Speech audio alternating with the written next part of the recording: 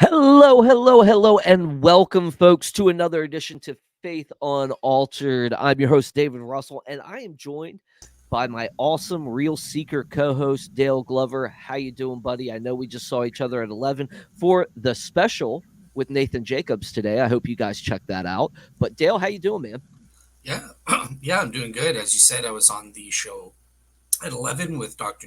Nathan Jacobs on his view of philosophy of time and how that relates to God's knowledge. And yeah, I was listening to his take. I didn't obviously agree with his understanding on that front, but it's he did a great job presenting his Yeah. position there. It's definitely interesting. I do think I agreed with some of what he was saying.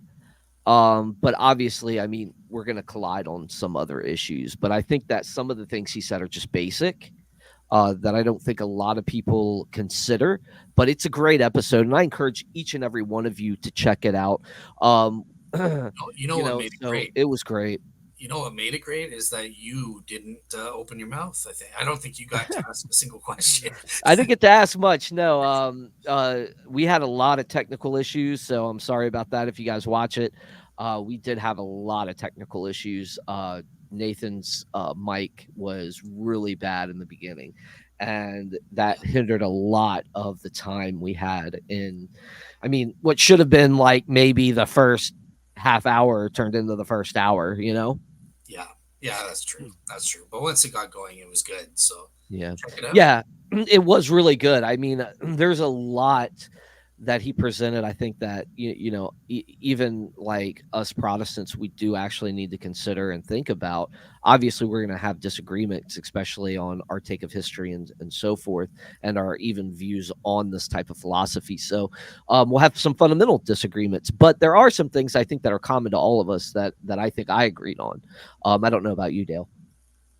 Yeah, I mean, obviously, he said things that I would agree with as well, and that sort of thing. But as everyone knows, like you, I'm a Molinist, and I think that that makes the best sense and stuff like that. So yeah, there is certain things on that front in terms of the grounding of God's knowledge about the future and what free creatures will do in the future. That's where I was kind of seeing a disagreement there. Yeah. Yeah, absolutely. But yeah, other than that, I mean, tonight we've got a great episode for you guys. I'm even wearing my old Pora shirt to remind people to check out the old episodes we did on CSG and Pora and how we came together to become Faith Unaltered. Yes, we are a multi-platform uh, uh, ministry comes from all different faith backgrounds. Even Dale's a different denomination of Protestant than I am. Tyler's Orthodox. So I mean, we have so many different representations here. And here's the thing: we know we might disagree on things, but we come together anyway because we agree that Jesus Christ is Lord, right? So, What is uh, your denomination out go of ahead. curiosity? I've never asked you what is your denomination because I'm Baptist. I'm attending a Yeah. Presbyterian church, but I'm Baptist. I'm not Presbyterian. So Yeah. Oh, okay. So I am what you call non-denominational. okay, I do hold more closely to Baptist belief, though. So I am more. I sure. lean heavily towards that faith. So, but Okay. other than that, like I claim a lot like Josh, and there's Josh Davidson, our storyteller, and it's Hello. funny is Josh is considered the storyteller, but I get paid to storytell. So Nah, nah, nah, nah, nah. no, Do but some cartoons and Josh, it's so great to see you again, buddy. How's your week, bro? It's been fantastic. The last 2 weeks have been actually pretty fast paced and remarkable. I see But you it have was, a graduate amongst you. yes, yeah, my daughter is transitioning into kindergarten officially. Wow. And my son is going to be 10 next month. So a lot of change happening, double digits Oh and all yeah. that. Oh yeah. That's a big where one, did man. you see that? Is there a sign or something? I didn't see anything. Well, because you don't know what Facebook is, and you don't decide to get on that to see what your family and friends are doing because you're a heretic. But it's okay. We love you Okay. anyway, even though you're from Canada. Your fancy schmancy social media. Okay, I understand. Yeah. Yep. But other than that, guys, hey, look, this is a very special show tonight, and we want your interaction. So I mean, by all means interact with us. I know we had a show earlier today, but come back on. interact with us, talk with us. We're doing another show on deconstruction. We're trying to deconstruct the deconstructed. So we're trying to like say, hey, look, maybe you haven't thought about this. By not saying that, hey, look, we understand there are cliches all throughout the Christian faith that could push people away. We understand that fundamentalism has pushed people away. We understand that a lack of knowledge has pushed people away. There's several different reasons to that these things happen. So what we're trying to get at is why they're happening, what's your reasoning, and let's talk about it. Because I don't know about you guys, but like when I gave my life to Christ, and then I experienced a huge a doubting season in my life, where I questioned everything. I laid it all out on the table and I was like, I'm going to follow the evidence. And yes, I'm not going to lie and say that, we all don't have biases. And in my mind, I thought all the time, hey, look, if I gave my life to this, I kind of need to know what it's about. I really need to study it. I really need to know. And I don't know if you guys have experienced that. Have you guys experienced those type of doubting seasons? Yeah. So in my case, David, I'm not sure if the Faith Unaltered guys know about my testimony or not, but yeah, I went for a period of 8 years or so of doubt kind of thing. So in 2000, around 2009, 2010, I lost my faith in Jesus. I grew up a Christian, that sort of thing. And because of my doubts, I left the faith. I stopped believing in Christianity. And that's where I kind of had a 6 month period as an agnostic before I became a general theist and realized, okay, look, I'm being called to do this religious quest to investigate and do research into the various religions and the evidence for and against. And it took about 8 years, working with experts and stuff like that. And finally, in 2018, that's when I realized that Christianity is in fact true and came back to the faith. And I've been dedicated to Christ ever since. So, yeah, I've had about an 8 year period of being a doubter, you could say, or deconstruct.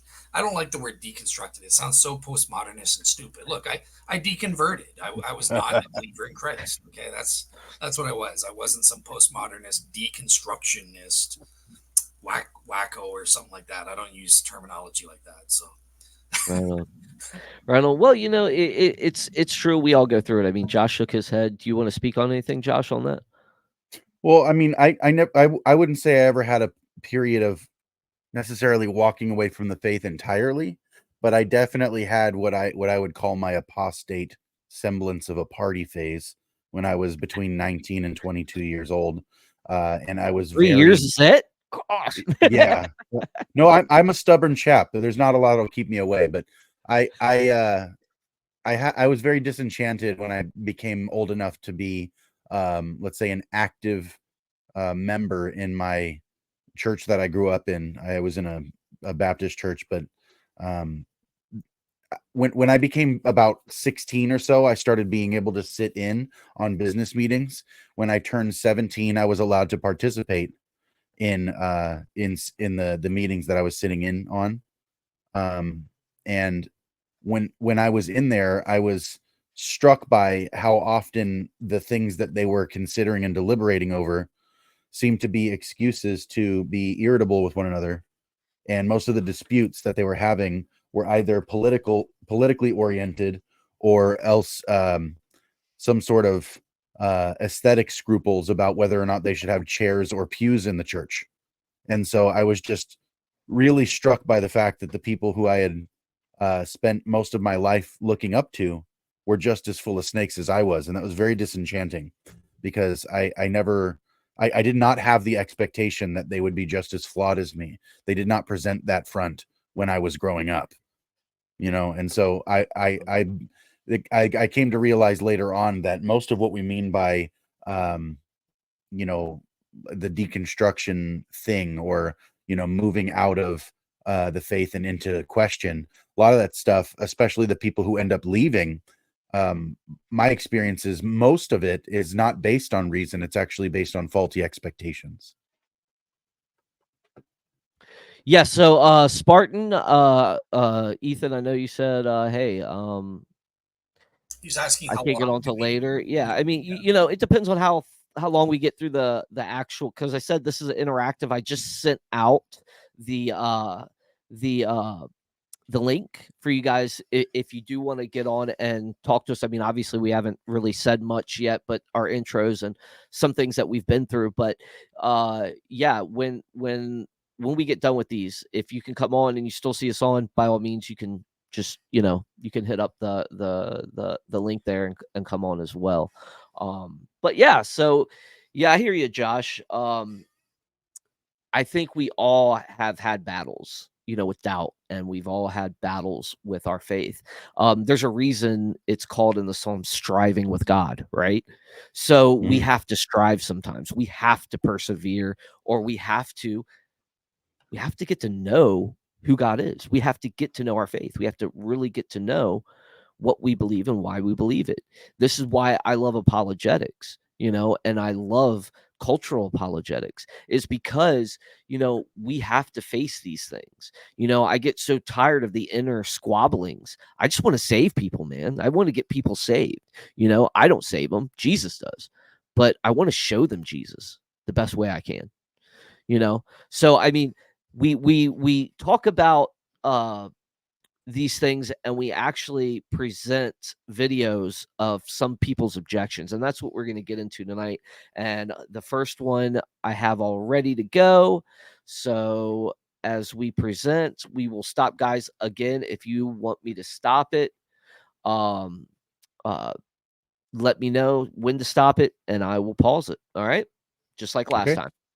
And audience, if you just want to comment in the chat, more than happy to try to answer your questions and star them and get them up here. All right, so hang with us and enjoy. The second thing that I remember being really impactful on my journey of deconstruction was the argument of free will. Whenever I did start to question whether or not God was good, and God, like this is a question that I asked a lot. I was like, God, how could you be just if you're only punishing evil and not preventing it, when it's completely within your power to do that? What's going on? And the answer to that, to me, that it always satisfied me, was the free will answer. Like, if he hadn't have given us free will in the beginning, we wouldn't be able to truly love him. We wouldn't be able to truly love each other. Like, we would just be robots, and he would be essentially forcing us into a relationship with him. Now that I've done a little bit more research into the Bible and I'm reading it from the beginning to end for the first time, I find that the argument of free will doesn't really seem to be consistent with the God of the Bible. So discovering that free will really wasn't a biblical idea, that. All right, so like this is the first one I kind of want to stop at, right? Mm.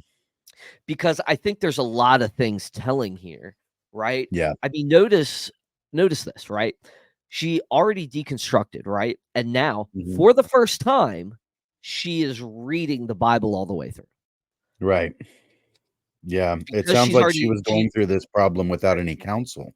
right. And not only that, but I mean, if you're going to give up your faith without even reading the Bible, I mean, what faith did you have to begin with? She's already deconstructed, so she already has that bias. So of course, the free will answer doesn't work for her, because she's already looking for a reason not to accept it or not even give it an honest go around. I think bias does play a fact and colors your perception into how you look at the faith, especially when you're already kind of set against it. Um, but I mean, I think she's right where she's like, I don't think freedom. I think without freedom, love has no meaning. You know, um, and the argument of free will, like, she asks God, how could you be just if you are only punishing evil and not preventing it? And it is completely within your power to do so. And I say, or is it?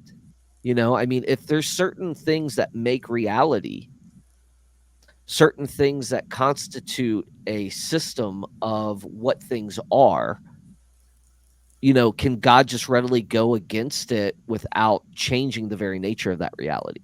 right? Where does actually the boundaries of reality actually extend to where, I mean, we already know God does miracles, right? The resurrection of Jesus, the best, Right. creation of the world, the first, I mean, God already does miracles, but does, you know, where, things have to operate in a regular order in order to be able for that reality, I guess, to be expressed. One Well, thing, and also, oh, go ahead, Dale. You're good. yeah, just very quickly then, and I'll give it to you, Josh. But one thing that struck me that's different here, is that when she started reading the Bible, the free will argument wasn't in it, and I'm just wondering what the heck is she talking about? And the only thing I can think of is, well, it's not explicitly mentioned. Maybe she had this false notion that, well, I didn't see any verses that said, and the reason God allows evil is because of the free will argument. Okay, but the problem of evil itself is not explicitly mentioned in the Bible either, but you believe in that, right? So it's you have to read the Bible properly, and free will is everywhere throughout the Bible. I mean, just read Hebrews. It's by, we choose to place our faith in Jesus or not, and on that basis, we are declared righteous or not. We choose to repent of our sins or not once we recognize our sins. But free will is everywhere. The story of Abraham, were you reading Genesis? I mean, there's talks about their free will in disobeying or obeying.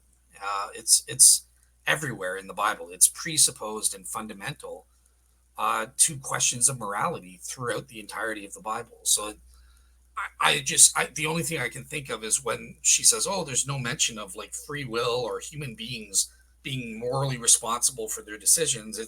It's not explicitly spelled out. In which case, I just go, the problem of evil isn't explicitly spelled out either. Nowhere in the Bible is there premise one, blah blah blah, premise two. So yeah, I think we just have to be a bit more sophisticated and realize it's not going to be spelled out explicitly like it seems she was expecting. So that's the one thing that stood out to me on that front. Faulty expectations. See, here's the thing: is she opened up with, I had always thought that free will was a good answer for the problem of evil, and then the way she phrased the question was, if God doesn't want evil, he can punish evil, but he doesn't prevent evil. What gives? I would say, who told you that he doesn't prevent evil? I think that that's a weird thing to say. You don't have to get past Genesis to find God preventing evil. Abraham goes to Egypt, and when he's in Egypt, he prevents the king of Egypt, Pharaoh, from taking Abraham's wife into his bridal chamber. And when he's confronted, God tells him, "I stopped you. It was me. I withheld this from you." God prevented evil. It's not like he's never done that. But I think what she's trying to do is create a false dilemma in which God either prevents all evil from occurring or else is indifferent to evil somehow until afterward, when he just wants to get his masochist kicks off to prevent people from enjoying evil, so he punishes them. But it's just weird that she would, like, almost on the house assume. And even when she says she's reading the Bible and studying the Bible, you don't even have to get past the first book of the Bible before you recognize both free will and evil prevention. It's all there in just the first book, honestly. What I wonder though is like how she knew about the free will argument, but yet she hadn't read her Bible yet. I mean, there's something way off there. Yeah. It blows my mind. But we have Michael Holcomb. How you doing, buddy? Hey guys, good to see you all. I saw you were live and thought I'd jump in. Yeah, so I'm a little bit late to the conversation, but very interested in what you guys are talking about. How are All y'all? right, man. All right, man. So we're gonna continue to play. Just like I said, tell us to stop when you want us to stop. I do want to get to this question real quick because this is an interactive night, so we're gonna interact with the audience as well. Sean Schultz said, even if he could, is he required to? Does God owe us an existence in which we're protected from the consequences of each other's choices. And what I would say real quick here is that I don't think it's possible to have multiple amount of free creatures without the caveat of there being of dealing with the consequences of each other's choices. It's our burden to bear for being created to begin with. Does he owe us it? No, absolutely not. But I do think there's an element here that that when we look at that, we have to bear that. I mean, that's just part of our nature. I think it's part of reality, like I was saying before. And to your point, David, also because you mentioned that she somehow knew and she articulated it pretty well as like a truncated shorthand version, but she knew the argument for free will as the answer to theodicy. I think maybe she learned the way to phrase it as the way that she did there, as a kind of after event. And when she was experiencing the difficulty, if I'm to believe, I'm trying to give her the benefit of the doubt. When she's experiencing the doubt and difficulty, she probably didn't have that formulation of the problem or the answer. She had a vague notion in her mind and tried to fill the gaps and didn't know how to do so without counsel, and then ran to an extreme, which is usually what people do when they have a question mark and they don't know how to work through things with good counsel. They tend to do a pendulum swing from one extreme to another.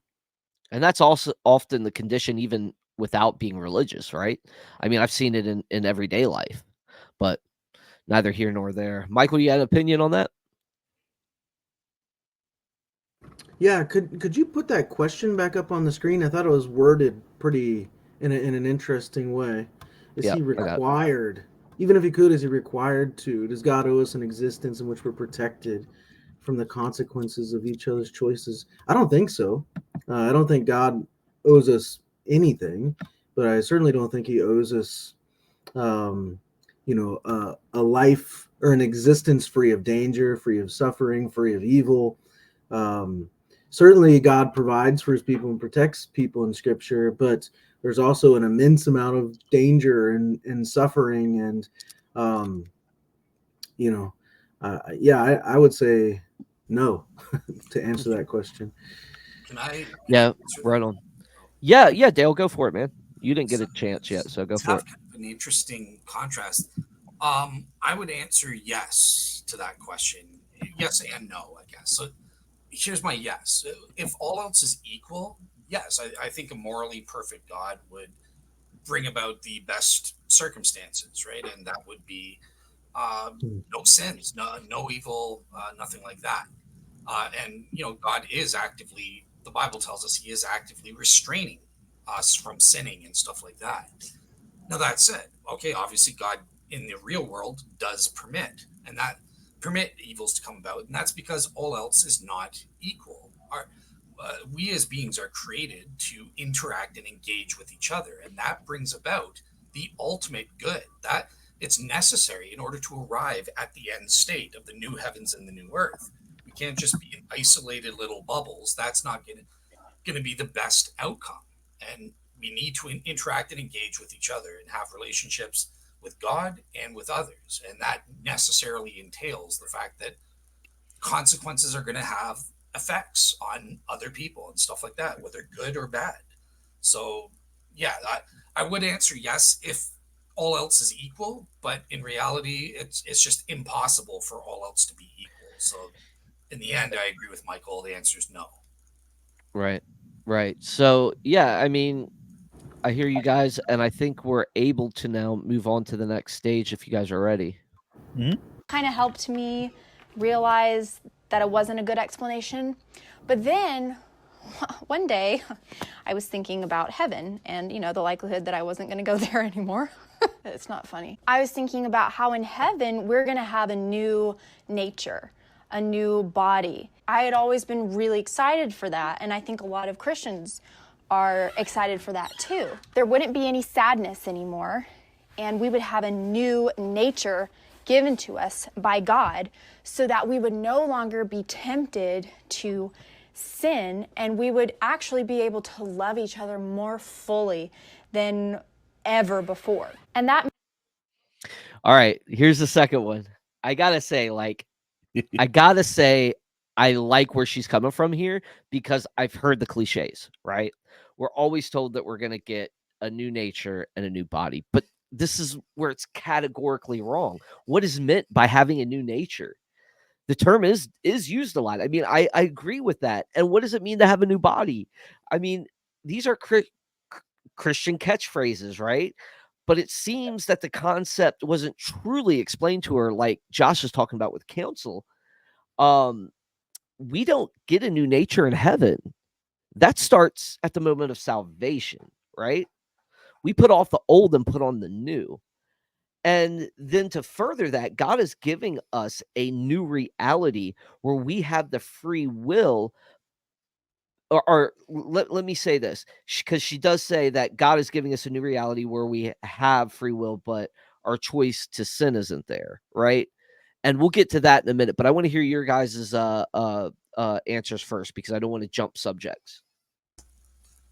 Yeah, I think the only thing I'll say very quickly, it's stuff that I've said on past shows with on deconstruction, is again, look, she's making a mistake by assuming the end state constitutes a possible world in and of itself, that we can just arrive at this end state divorced from, going through the fallen world and then the pre-fall world. No, the pre-fall, the fallen world, and then the end state, all of that combined is one world. We had to go through this step to get to that point, kind of thing, right? So you can't just divorce and take out, okay, one state at time 3 and think that, oh yeah, God could have just created time 3. No, we had to go through time 1, time 2 in order to arrive at time 3. So that's the only thing I'll add. It's what I've said before. So yeah. And I got something on that too later when we answer the next objection. Yeah, so coming from a Wesleyan background, theologically, we talk about entire sanctification, and that's often conflated wrongly with glorification. That's not what we mean. But the idea that the heart can be entirely sanctified in this life, that original sin can be removed, and that the posture of our heart can be rightly ordered and rightly directed, and that we can love purely and without ulterior motive in this life, like the Spirit empowers us to do that.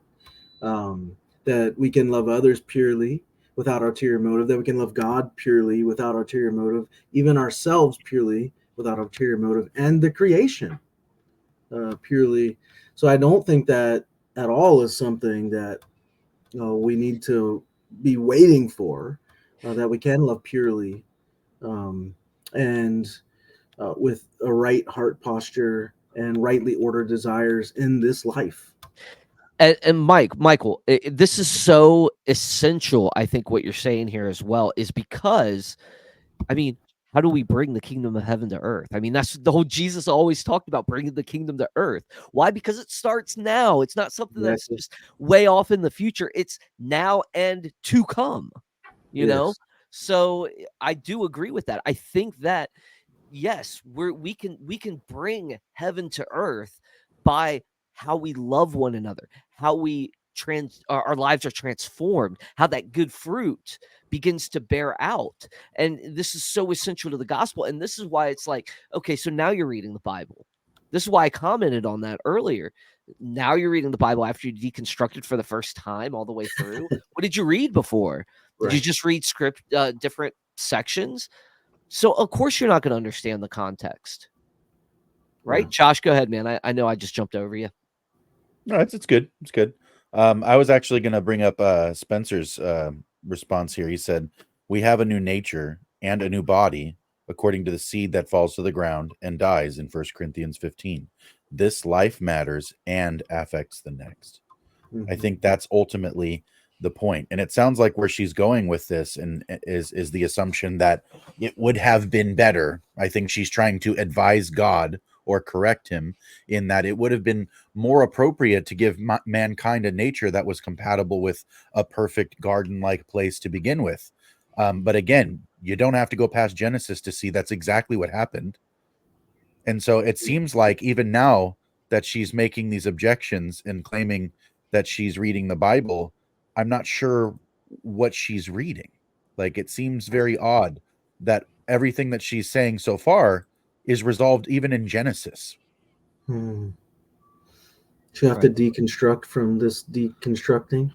Yeah, that's the whole Right. point of Yeah. the show, right? Reversion. Deconstruct the Yeah. deconstructing. All right, here we go, guys. Here we go. Made me think, if God is going to create a reality for his elect where we're given some form of free will, but without the choice or the temptation to sin, then there would have been nothing preventing God from doing that at the beginning. So while previously I thought that it would have been impossible for God to create a world where we didn't have free will and we were also able to truly love people and to truly choose to love God, I now realize that that impossible world was the exact world that I was looking forward to living in after I died. And all right, so I got to stop it again because this is where that next part, and I should have let it play so we could answer both of them, but I'm glad we stopped at that so we could hone in on one at a time here. But God is giving us a new reality where we have free will, but our choice to sin isn't there. And I find this to be highly problematic because, again, I agree with Dale on this 100%. There's a progression, right? Our choice isn't taken away because we get to heaven, right? It's because um we have a change of reality, a change in nature. It's our glorification through the progression of belief that eliminates that desire to sin. It eliminates it. It's like C.S. Lewis describes in The Great Divorce. It's grains of sand on the ground that we trod. It's no Right. longer something we even think about. You know, I don't think about each grain of sand that I step on when I walk, or each piece of dirt when I walk. Why? Because it's so far from my mind. My mind is on other things, right? So, like, again, when we're going through this progression, and even Michael, you alluded to this as well. Our, that those our progression of belief really does eliminate that desire to sin, eliminates it. We become actualized through a progression of living that will seal us towards that end. Satan, look, Satan, we're given an example of how this works without progression, right? We see Satan had free will in heaven, but he never progressed in glorification. He fell in that perfect state. So the fact that we are going through this reality that is going to prepare us, we have an example that we can look to and say, okay, well, God could have made it like this. He could have made us live in this perfect world already, and he could have prevented all this. But we see what happens when he did with his other creation, with his other creatures, with Satan, and he took a third of heaven with him.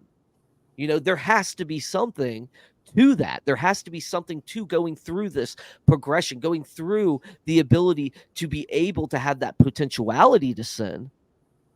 And what happens when we actually sin? What's the recourse? What happens? How do we get out of that, become new to where we are that? And I would say redemption.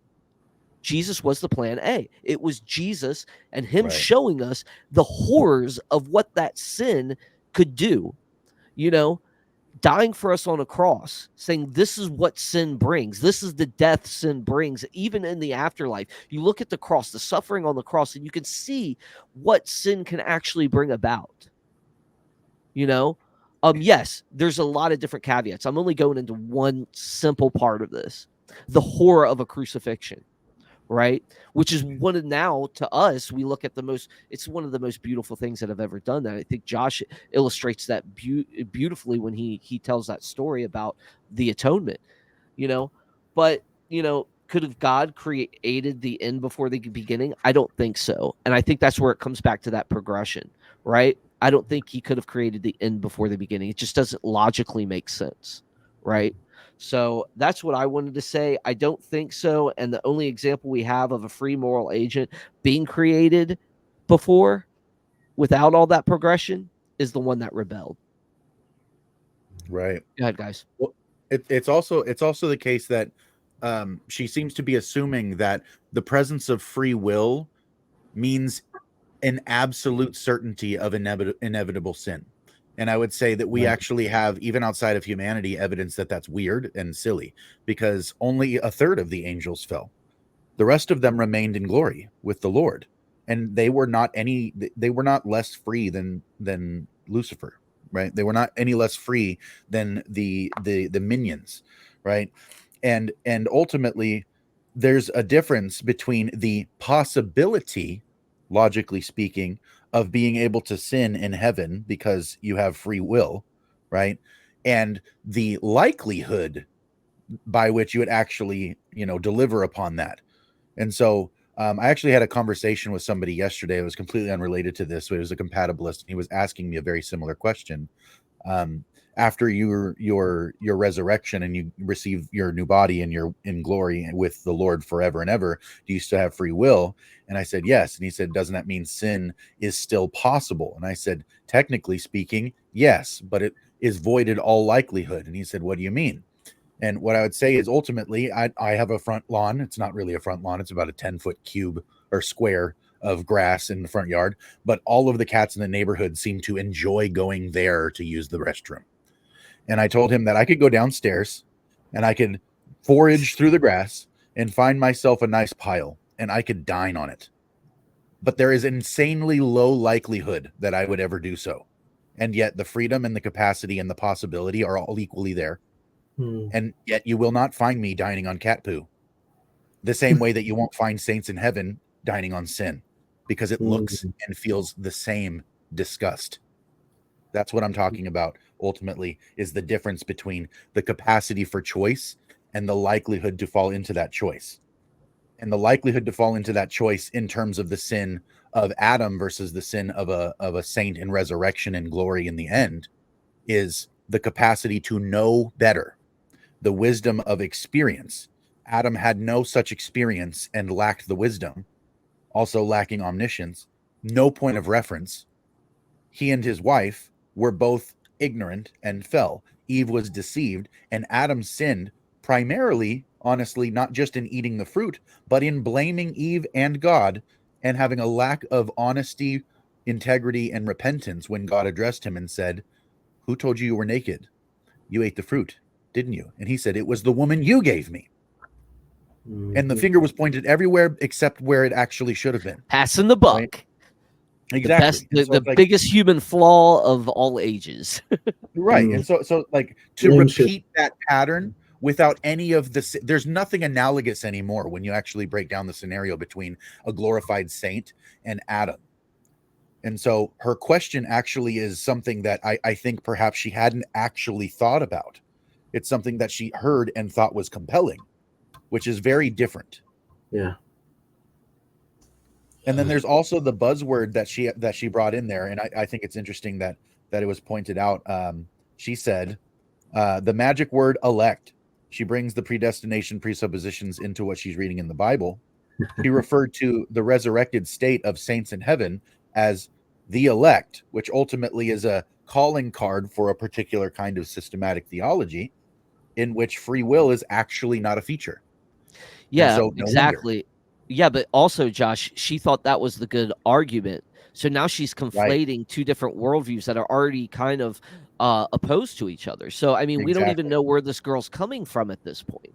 Like, where is she? What theological background was she even taught? Was she taught through a fundamentalist that backyard preacher that never studied a day in his life, that just thought he was preaching the good news? And that happens sometimes. That's the double-edged sword of freedom of religion, is you can have in this country somebody that doesn't know how to read the Bible and read a 2,000 to 6,000 year old manuscript and be able to understand it, and just start preaching. And you can preach predestination in one sermon and then preach free will in the next, and then be just so inconsistent when you're asked questions that they're all over the map when you're trying to get a cohesive answer.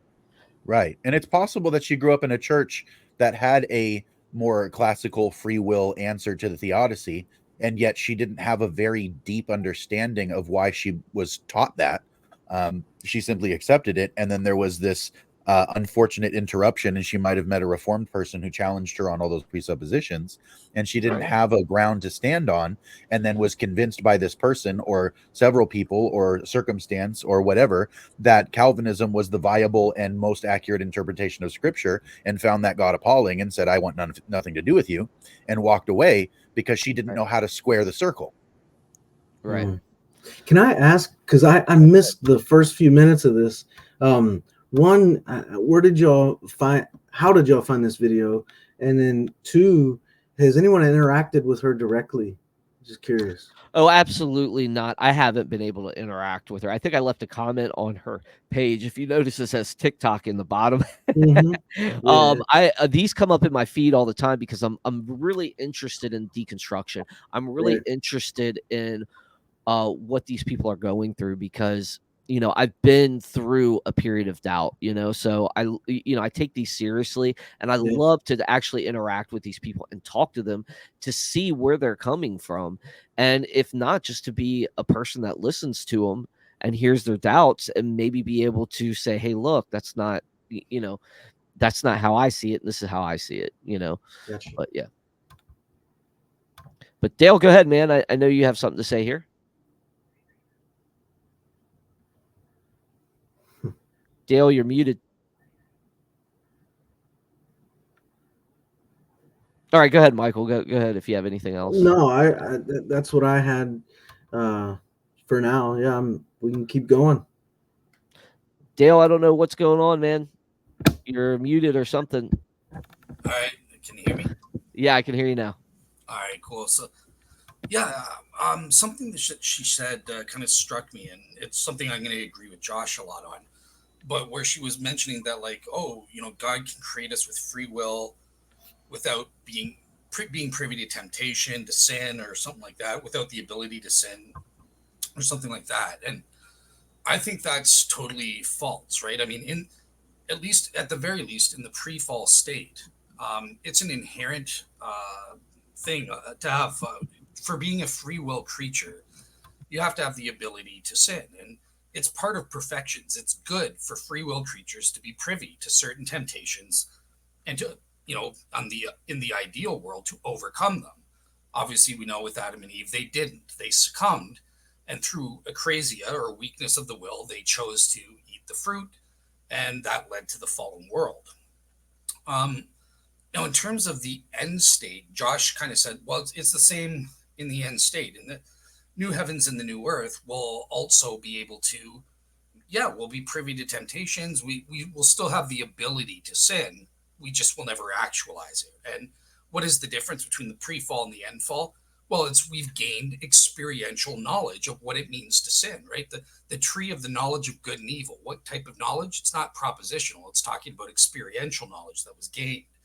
But I just want to, just for the sake of the audience, I want to provide that there is another alternative for the end state. Maybe we do lose the ability to sin, and we're no longer privy to temptation. So Roman Catholics, for example, believe that we're kind of crystallized, right? We freely choose to enter, to be justified and enter that sanctified state. And upon the new resurrection, we become crystallized. We're morally determined from that point on. And that seems equally plausible to my mind. So yeah, either Josh is correct. That's what I was open to and what I used to believe until that bugger Phil Bear changed my mind about God being morally determined. So now I'm open to the possibility. Maybe we, in the end state, maybe we become morally determined as well, but we're determined through our own free choice in this fallen world and stuff like that. So either option works for me, kind of thing. Yeah. Right on. Let's continue, guys. Went to heaven. So I couldn't help but ask myself and ask God then, why wouldn't he have just created all of his elect with this perfect nature without any temptation to sin at the very beginning? Why did he instead put the tree of the knowledge of good and evil in their path and let Satan corrupt them?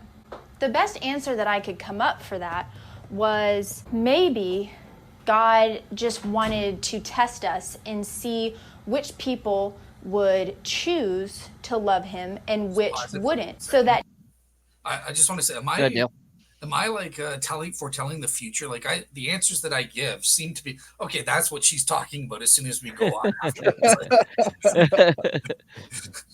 so All right. I'll just say see my previous answer, Miss. Yeah, well, this comes also down to, does this mean that God is not all powerful? And I think no, it means that reality does have consequences, that freedom has consequences. You either violate the laws that govern reality or experience the freedom through the laws of reality, right? God sets the laws and boundaries that are best suited for free agents to live in, right? I think that provides the best way to experience the goodness for all his creatures, right? Um, he did his job and gave us the responsibility through freedom to do just that. So, however, the fact that free moral agents have a choice entails that, we may not make the right choice. And I think that is just a fact of reality that he gave us. So, a lot of times, like I said, this goes in so many different directions. But yeah, I hear you, Dale. That's funny that you said that. Yeah, awesome. This is interesting. I personally have, for a while, and maybe you guys can push back on this, help me think even more about it. I don't know, but for years now, probably I've stopped, as Wesley as I am, as Arminian as I am, I've stopped using the language of talking about like myself or other humans as free will agents. So I've distinguished, and I've been very purposeful about distinguishing between free will on the one hand and freedom of choice on the other hand. And so I have argued that, in fact, God is the only free will being in existence. That is, he's the only being who can will something to happen and it happens. Like, I can't just will something to happen and it happens. Like, I got to do something to make it happen. So I have a freedom of choice to try to make something happen, but I can't just will something to happen and it does. So I can throw that out there on the table if you guys want to discuss it. If not, but that's an interesting point for me in this discussion. That's actually that's a really great question. Actually, that's a really great question. Go ahead, Dale. You can go first. Yes. Okay. So I think that I disagree. I definitely purposefully use the free will agent terminology. Sure. Originally, I thought you were going someplace else, like the difference between free will and free agency. That's a Calvinist term, right? To distinguish that. But with what you're saying, I think the mistake that you're doing is thinking that, well, you're only free willed if you can actualize an alternate possibility. And I don't think that's what's required for the ability condition, right? It's what's required is the ability to will to do or to refrain from doing. Whether or not you can actualize your will is irrelevant, right? So I can will to pop up an ice cream cone right in front of me. I can't actually do it, but I have the freedom of will to will for that or to refrain from willing to do that or something like that. Does that help? Does that make sense? Or Yeah, that makes sense. I don't know if I'm quite there yet, but certainly your explanation makes sense. I don't know if the actualization portion of that is the only sort of thing that I'm wrestling with, or I've been wrestling with, or dealing with there. But yeah, so freedom of choice. I'm thinking like, I have a freedom of choice when deciding what I want to wear today. I can choose from a variety of, clothing options available in my wardrobe. Um, Free will, right? When I decide to help a stranger in need, I guess free will is at play in the sense that my decision is seen as an autonomous choice, and it does reflect my capacity for empathy or kindness or whatever you want to call it. And those, I think, are all independent of deterministic factors. But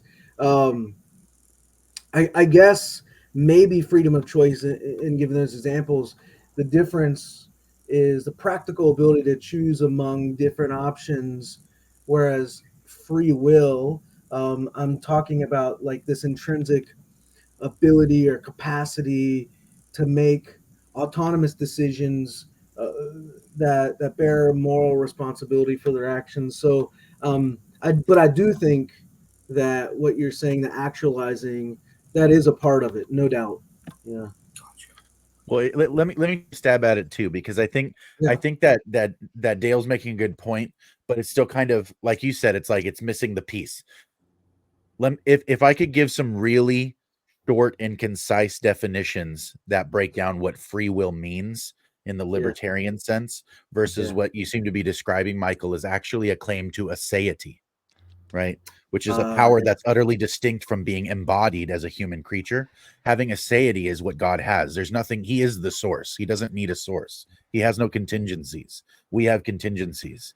And so we don't have a claim to aseity, right? And in that distinction, we are not like God, because God can do exactly what you described, can will something into existence, right? That's And right. then can change situations based on his desire, because he has the capacity and the power and the apparatus to do so. But what we would mean by free will, and not everybody would articulate it this way, but I think in the most like concise definition that I can give, the will as a noun rather than to will for something, which is a verb. The will as a noun is the faculty of the mind to mediate between different affects, influences, desires, so forth, right? And so I have a faculty of mind that is capable of mediating between all the potentials, right? And that thing that mediates is the He will. could What we mean by reward the free, people. What is going on? what are you guys doing? What we mean? David what we mean by, started it. Or you I can don't do even. it I yourself, wasn't even Jordan. watching. So I was so like, anyway, so the what we mean by free specifically in the libertarian sense is that we are our will, our faculty of mind to mediate between the different causal powers that are, or influential powers that are present.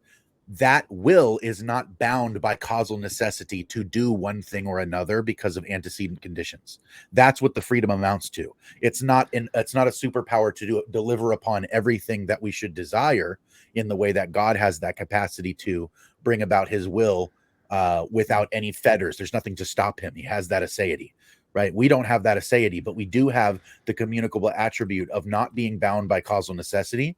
And we have that faculty of mind to mediate between the different influences that we're working with, our scenario, our situation, our upbringing, our biology, and so on. And so I think the thing that you're saying with freedom of choice is in fact the nuance that we would mean by saying freedom of the will, because the will remains free. I can will to fly. I simply cannot deliver on my will because I lack the Right. apparatus. Yes. And so I Yeah. think that's the piece missing. Okay. Yeah. I really Interesting. think that also, the whole aspect of freedom exists between the bounds of a reality, right? So I think that has to be taken into consideration when you're trying to categorize things like this, and when you're categorizing something like God and his aseity. I do agree with Josh. I think that definitely needs to be taken into account and how that applies. I mean, it's really interesting stuff, and it's real deep. We could probably spend a whole show on it. Can we just We have a all whole playlist. agree? Can we just all agree that libertarian free will is so much more than just not being forced to do Of course. something? Mhm. This is what I hear so many people talking about. Well, this is how we define free will, is not by being forced to do something. Free will is literally an energy of God that is bestowed upon us in order to participate and co-create and redeem, co-create, everything that God does within this world with him synergistically. That's mind-blowing to me that the God of the universe would bestow those properties to us. It just blows my mind. We were talking about this with Dr. Nathan Jacobs today. Again, if anybody saw that, we apologize for the technical difficulties. But the way he describes the essence and energies is completely baffling to me, in the sense that these are the things that we participate in with God. Like, how cool is that? Anyway. Well, yep. Again, we welcome Tyler to the broadcast. Thanks for coming on, buddy. We love to have you. And Look. yes, we are Faith Unaltered, and we mess with each other on Faith Unaltered. We tease each other. And we cut each other off mid-sentence. Look at that. And Yeah, we sure do. And Tyler's in his favorite spot. So, yeah. But anyways, guys, yeah. That's right, I am. I do have a question from the audience. I do want to play that or put that up on the screen for us. How would you guys respond to an atheist who asked, why would we all deserve hell for simply being born? Who wants to take a stab? Hold on. Put that back up. Sure. Real quick. How in the world would you guys respond to an atheist who asks, why would we all deserve hell for simply being born? We wouldn't. Yeah, I don't don't know understand anybody the that actually question. makes that case. Now, there's probably a lot of nuance behind that, like a Well, they're theological presumptions and stuff like that. Where'd It's that like go? original sin, right? Like we're born Right. guilty for Adam's sin, I think is what they're getting at. So Yeah, yeah, That- they're- yeah. Go I, ahead. I take we. Yeah, Simply, go ahead, we're not. We're guilty when we sin, kind of thing. That's my answer. Thank you. Um, There you go. An answer I used to give when I believed in total depravity, even as a non-Calvinist. It's a weird view, but like I believe that we chose before we were born, our souls existed, and we chose to adopt the sinful nature or something, and that in itself was a sin. So that's a weird answer that nobody else gives. But that That's a one heretical answer. answer of pre-souls, existing before being the soul born. came into existence from conception. But yeah, at some point after that, after it came into existence, I had thought we chose to adopt the sin nature, and that in itself was a sin. Again, that's a weird answer kind of thing, but the point is now I think the true answer is we're not born guilty of a sin. We only once we commit a sin are we guilty. But that's just another option. That may Yeah, not- I really do think environment does play a cause in this as well that we don't consider. That I do think that there's things that do pass on from being human, like our DNA. I mean, we have RNA, junk DNA, they call it. They used to call it. Now it serves a purpose, But I do think humans pass things on to each other, right? Does that make us guilty for sin and deserve hell? No. Again, that's where my idea of depravity would be a lot nuanced than the Calvinists. So I wasn't laughing at you, David. I was laughing at this goofy comment right here from Tyler that you should know better, bro. Like, you should know better. If you've done any type of historic research on Christianity, every single father up until possibly Augustine, and maybe even it's debatable that he didn't hold to a strict determinism like you did whenever you were a Calvinist, or still do, I don't know. But every single church father that we have held to libertarian free will. It starts with Pseudo-Dionysius, Justin Martyr, all the way through the Cappadocians. Like, come on, dude. This is just absurd. I'm sorry, but I saw this and I had to call this out. This is ridiculous. Goofy. And Yahoo, I would stuff. say I'm my sorry. thoughts exactly. My thoughts exactly on that. Absolutely. Yeah, that's a good point. Yahoo. That is I good. like that. Not Yoo-hoo, which is one Yahoo. of my favorite drinks, but Yahoo. Sorry, dude. I'm in a good mood tonight. So, Hey, But, Yoo-hoo yeah, destroys me, bro. I can't do it. do what? What'd you say, Yoo-hoo Mike? destroys me, bro. I can't do Yoo-hoo. I'll pay for it if I try to drink one of those. Oh, no. uh, Well, but yeah, let's move on, guys, because we still got a lot to get to. where are we at? What have who we done, chose to love him David? and Oh, punish well, the never people mind. who chose not to. But then I I'll pause it here. We've been basically going What? over the video on free will, and the whole free will argument. This is the nicest video that we have tonight. Have we got to my there- girl yet? No, The we one I haven't. said. No. Oh, okay. No, we haven't got to her. We'll get to her next. You're Awesome. talking about Atonement Girl, right? The one that I said that I've got a lot Yeah, to say about. I think so. Yeah. We'll get to her next. She's the next one up. All But yeah, there's where we've been discussing, the whole notion of free will. This girl deconstructed and now is reading the Bible for the first time, so all the way through. So we did discuss that. We do have some issues with that. So, but anyways, let's continue on, guys. Wondered why an omniscient God would need to give his creation a test to see which ones would love him when he could just look into the future and know what would happen without having to harm anybody. I could understand God's incentive for creating people, a family to share time with, creative collaboration. I can conceive of that. I can conceive of how God wanted to create people because, not because he was lonely, but because he just wanted company. What I couldn't conceive of is him wanting to do that in a way that would end up harming a bunch of people. I wondered why he wouldn't have come up with a different way in order to avoid all that and just give him what he wanted, which is company.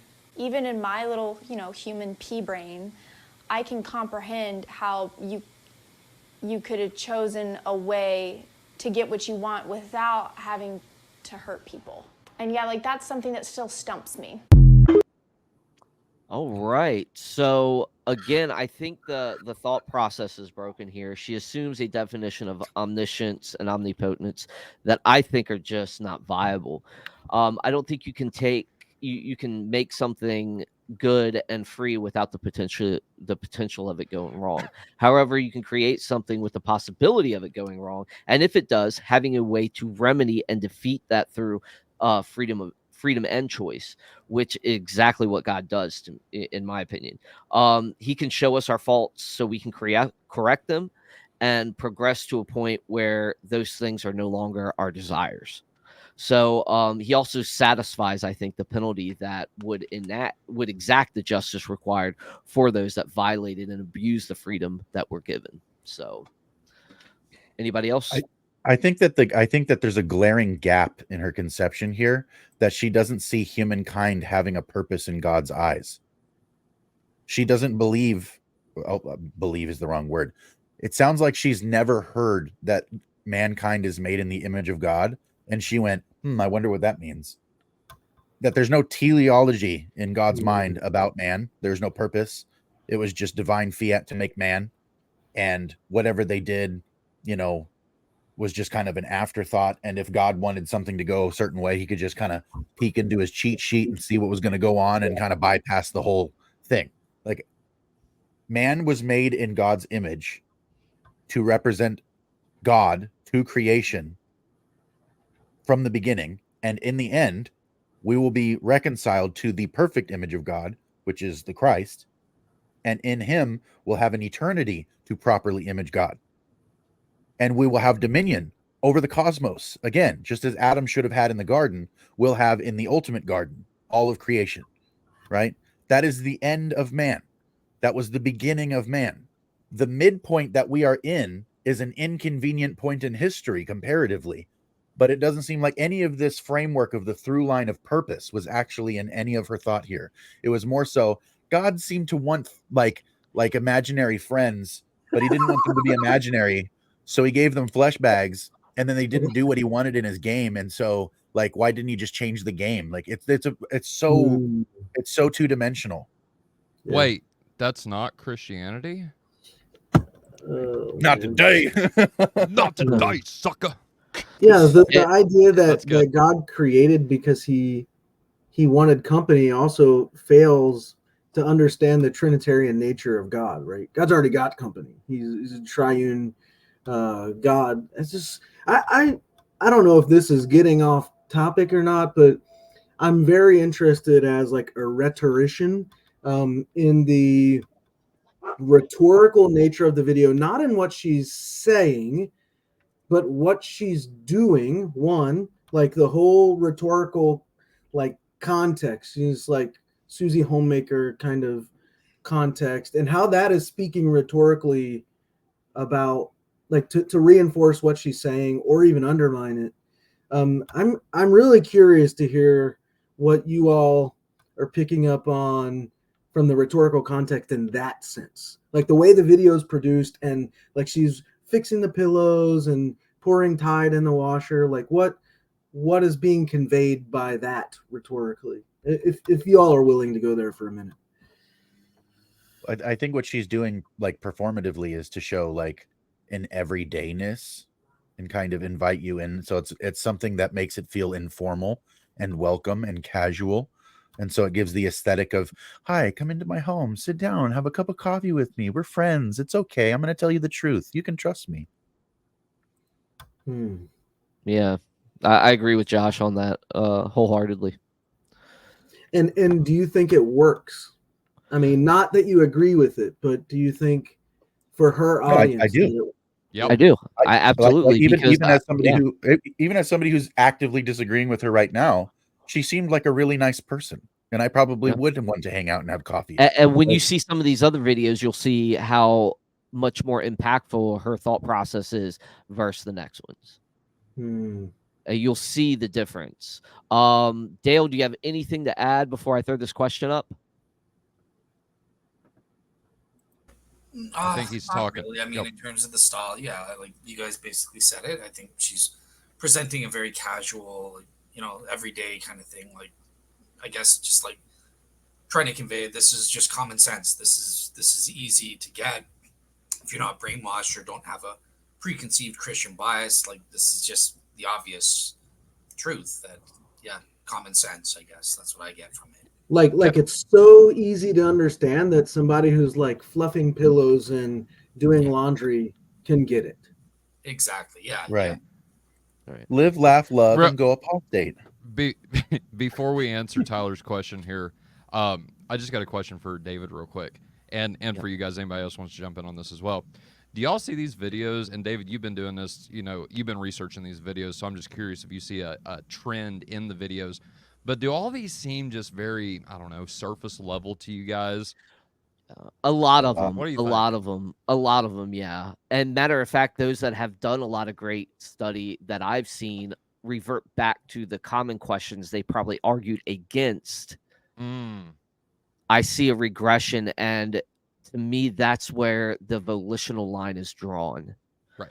They begin hashing questions that they even already answered and thought about, and were in agreement of it, in agreement with it, but yeah, that's pretty much where I've seen a lot of this entail.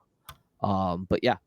Can I say too, I mean, the rhetorical situation is always fascinating to me, and I don't want to go on too big of a tangent, but I agree with everything you all are saying about like the everyday homemaker. Like, it's that easy to get. Another thing that I think is going on there, because for the entirety of that video, she is putting things in order, right? She goes to the closet and gets clothes, and then she's washing them, she's fluffing the pillows, and she's doing all this, and it's sending like the message sort of subliminally that, or reinforcing it at least, that she has put her theological thoughts in order the same way. Right. Yeah, absolutely. And it's part of the narrative structure that Josh always talks about. It provides a basis for storytelling. Yeah. It provides that, I think,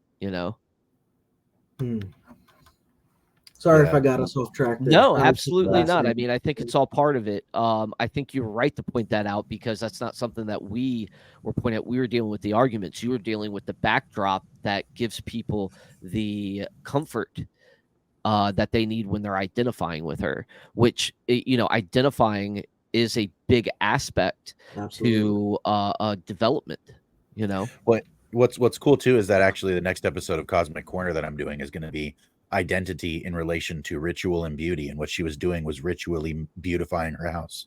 Absolutely. So she was inviting you to participate in the ritual.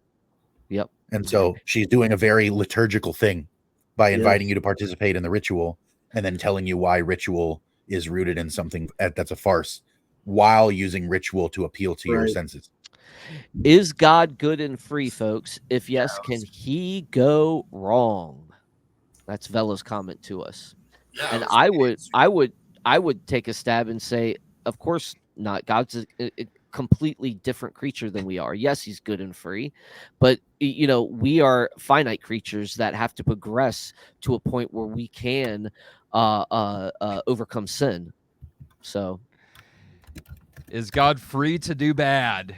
That's Vela's question in essence. So Go I'm ahead. going to give an answer that I think Tyler Vela will be interested in, because I was actually on his show, the Free Thinker podcast, and I gave an answer then where I've now changed my mind. So I used to answer yes, right? It's logically possible for God to sin or to lie or something like that, right? Now, I did a debate on that with Phil Bear, and in preparing for that debate, I realized I was just wrong. So I would say that God, from a moral perspective, is determined. No, he's not free. So I've kind of changed on that, and that might be interesting for Tyler Vela, because, like I said, when I was on his show, I gave the answer yes, and now that's totally the opposite. So yeah.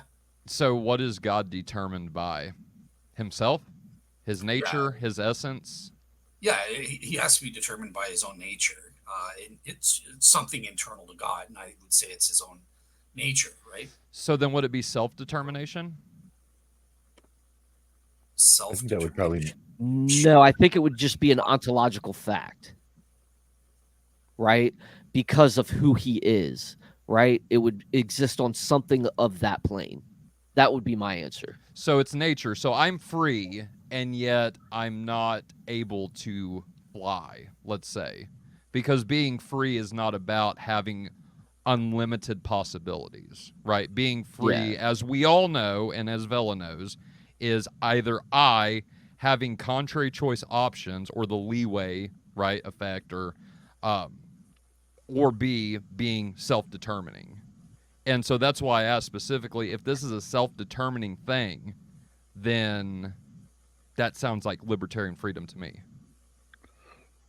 Yeah, I think it's quickly going to go into the weeds. We'll get way into but no, honestly, like I said, I stand by the ontological aspect there. So but and I think that these definitions have a lot more to them than what we sometimes think of them as, like you were saying, Tyler. We know that freedom is, there's more to freedom than just what you define it as or what some people perceive it as. Right. But yeah, I do want to put this up as well. Thank you for the super chat. Thank you, Evie. God does not need company. The Trinity is perfect. God did not need to create mankind to be complete. Absolutely. Yeah. The leeway condition. That's what I was thinking of. I don't know why I said effect. But no, to me, it's just God is good. God is free. And yet God cannot sin. I don't see the wrench that, the monkey wrench that gets thrown in there. Yeah, I think it would be like kind of like parallel to asking, God exists, can God not exist? Like I don't know that the question has much meaning ultimately. Right. And but that's where Vela goes, which is why I was like, wait, God's determined? I don't think so. But anyway. So Dale, to how would round you off answer? Huh? Oh, what was that? I was just asking how Dale specifically would answer this then, because that's and this is the last one before we move on. Yeah. This is where Vela's going to go. So God's determined by his nature, but we're not determined. So how does that work exactly? Yeah, that's what I meant by quickly going into the weeds. Well, yeah, right. I'm just curious. Backwoods swamp. I don't want to detract. I'm just curious. So what's the question? Like how is it we're not determined, but when God is morally determined? Yeah, God is determined by his nature, but humans aren't. Like, how does that work out exactly? Well, yeah, so it's basically, the reason I answer this way is because it's based on how I ground the principle of alternate possibility, or the ability condition. And as I argued with Tyler, for creatures, for human beings, there is a logically possible world where we could do otherwise, where we freely choose as an actualized agent with a free will to do something else than what we do in this world. Mm-hmm. Now, with God, so for example, we choose to lie versus tell the truth or something like that.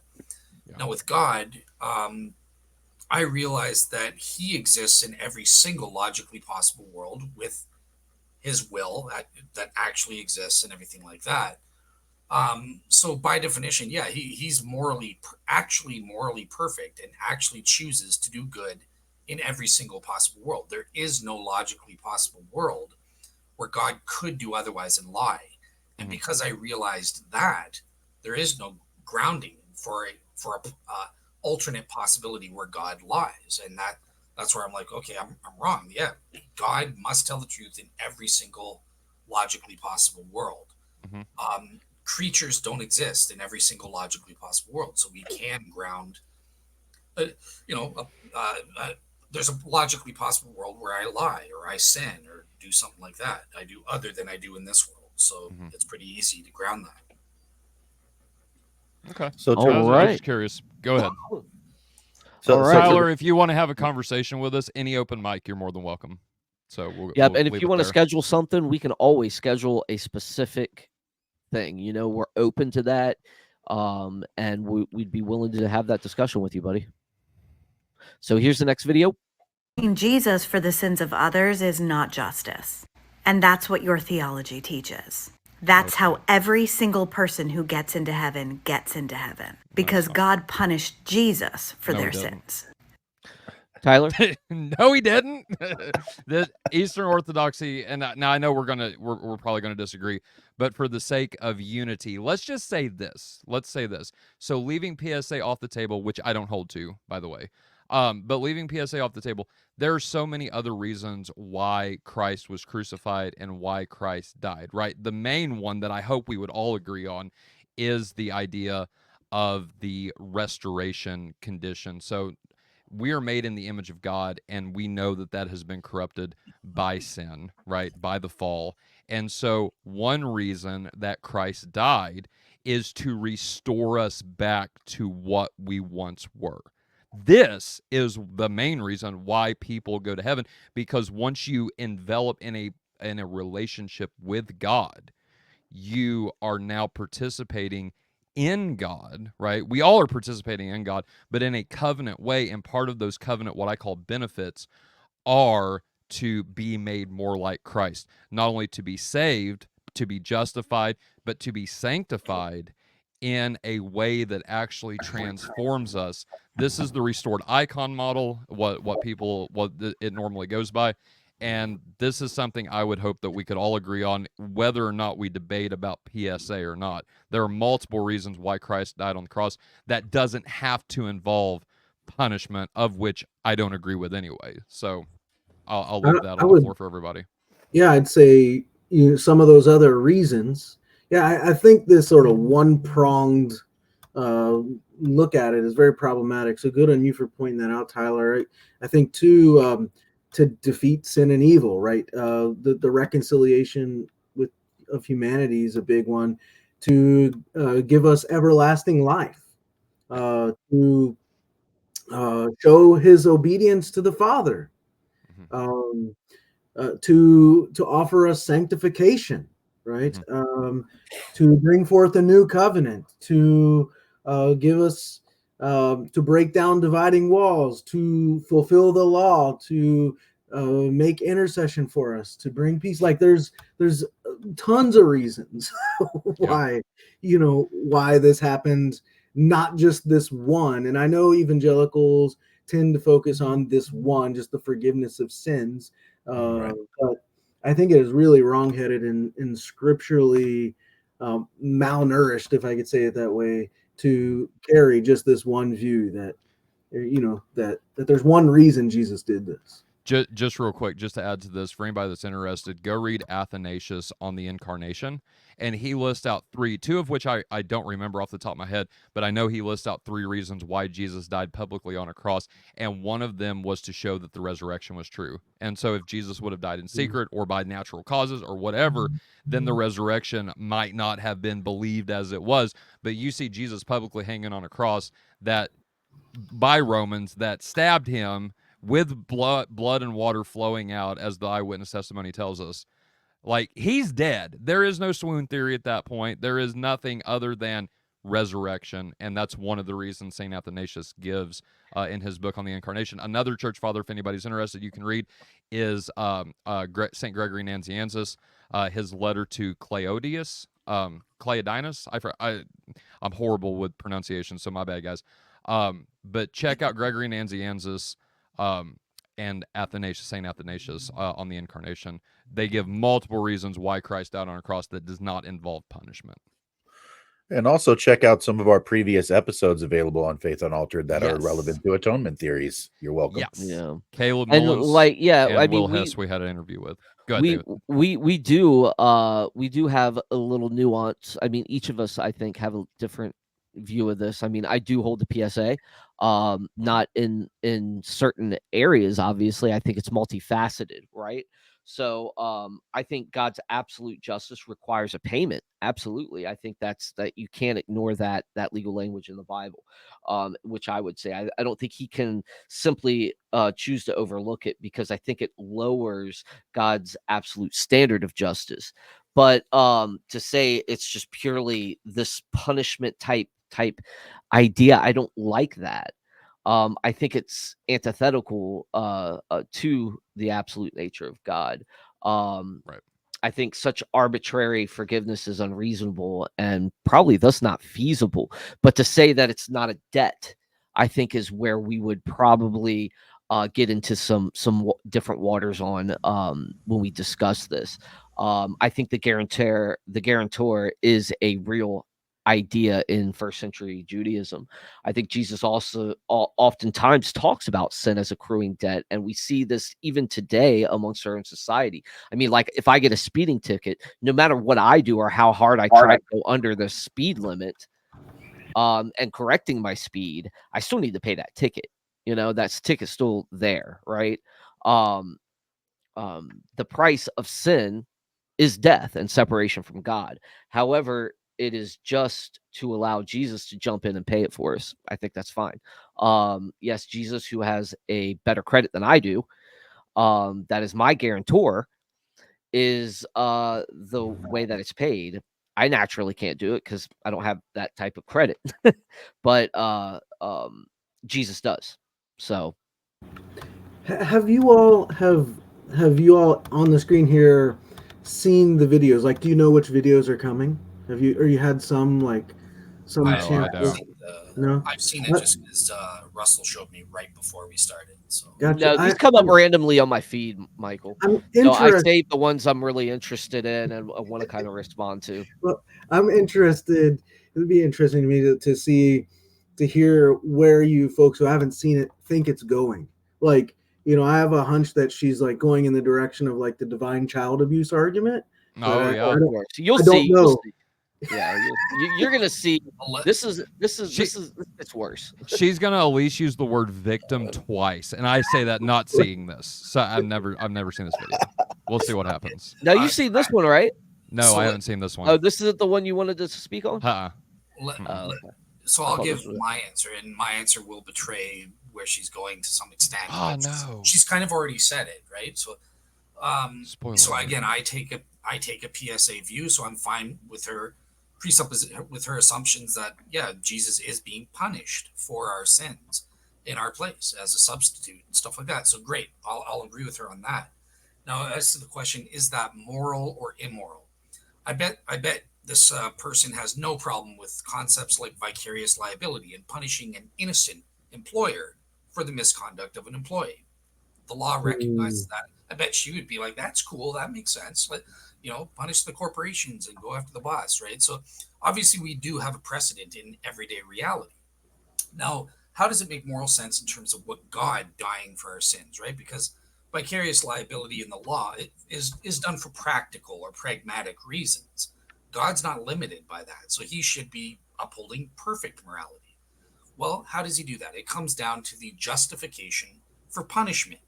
And there are two perspectives, and I don't take a retributionist perspective. I take a consequentialist perspective. So there are certain beneficial consequences, like redeeming the sinner, redeeming the victims of sin, deterrence, and quarantine and stuff like that. So in Jesus' case, when he pays the penalty or the punishment for our sins, he is able to apply the beneficial consequences, namely of redeeming the sinner themselves, when he dwells in our hearts and sanctifies us. This is something that doesn't apply, right? We can't redeem the character of a criminal by sending someone else to prison, because that person can't dwell in their hearts and redeem their character. With Jesus, he can. He does dwell in our hearts supernaturally and is able to bring about that beneficial consequence, the redemption of my character through sanctification, and apply that consequence from him undergoing the punishment in my place, and then bring it to me. So that, in that case, that's perfectly moral. There's nothing immoral about that, and it makes perfect sense to me. So that's my kind of answer there. Yeah. And Dale's just wrong. So, no, I'm just kidding. Inside joke. Josh.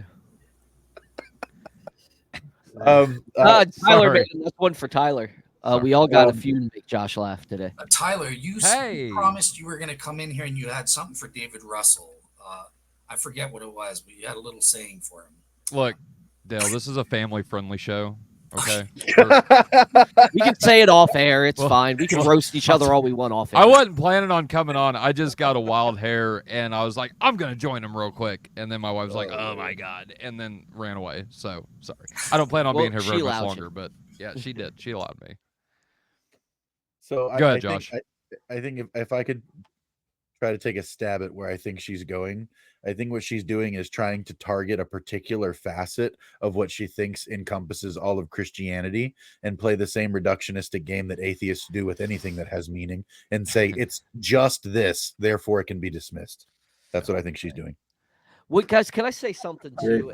Is that I think we've seen this throughout the video, is people are trying to bring the ways of God to our level and just kind of cut it off there, like Josh is saying. God is omniscient, right? And if you're going to put your trust in a creator, right, and you're trying to understand these, I mean, the least we can do is try to give him the benefit of doubt and explore all the different aspects. I think that goes a long way in trying to find a good harmonization that would satisfy a lot of these questions. But the problem is when you bring it down to a finite level, an infinite to a finite, you're always going to run into problems. Mm-hmm. How many times have we said it on here, especially about the atonement theory, whenever CSG was a thing, whenever poor was a thing, and now is Faith Unaltered? How many times have you heard David Russell, myself, and Joshua Davidson say, do not hold to just one theory of the atonement? Like, the atonement is an umbrella that a lot of different models fit underneath. Yeah. And you're absolutely right. This is the problem. This reductionist perspective of limiting it to one thing and one thing only. So you take away that, you find something to criticize about that. You think it's good to go, and you think you've criticized the entire doctrine. It does not work like that whenever you have a multifaceted atonement theory, guys. It don't work. Right. So good job, David. That was good. All right, let's move on, guys. That is not justice. And if that's what your God needs to feel like justice has been done, then your God is a monster. Because all that is craving suffering. It's needing an outlet for your anger, even if the recipient had nothing to do with the crime. A God that wants that is evil. The entire concept of Jesus dying for our sins is monstrous. You worship a monstrous God. You defend a monstrous theology. You accept a monstrous gift of salvation. No system that confers a guilty person's punishment onto an innocent person is good. It's not just, and it's certainly not deserving of worship. It's monstrous. Dang it! If I would have said monster, she would have said victim 500 times. All right, so was God sick to... Oh, go ahead. Go ahead, Josh. I was gonna say her voice reminded me of those videos of that girl who makes coffee and various fruits and vegetables and stuff with a little mixer. Coffee, caramel, coconut milk. It was so funny. Except her vocabulary didn't expand. I was thinking of the SPCA commercials, which show the poor dogs first, and then yes. Does this dog deserve this type of life? I'm Canadian. I don't get any of these commercials. I have no idea what we're talking about.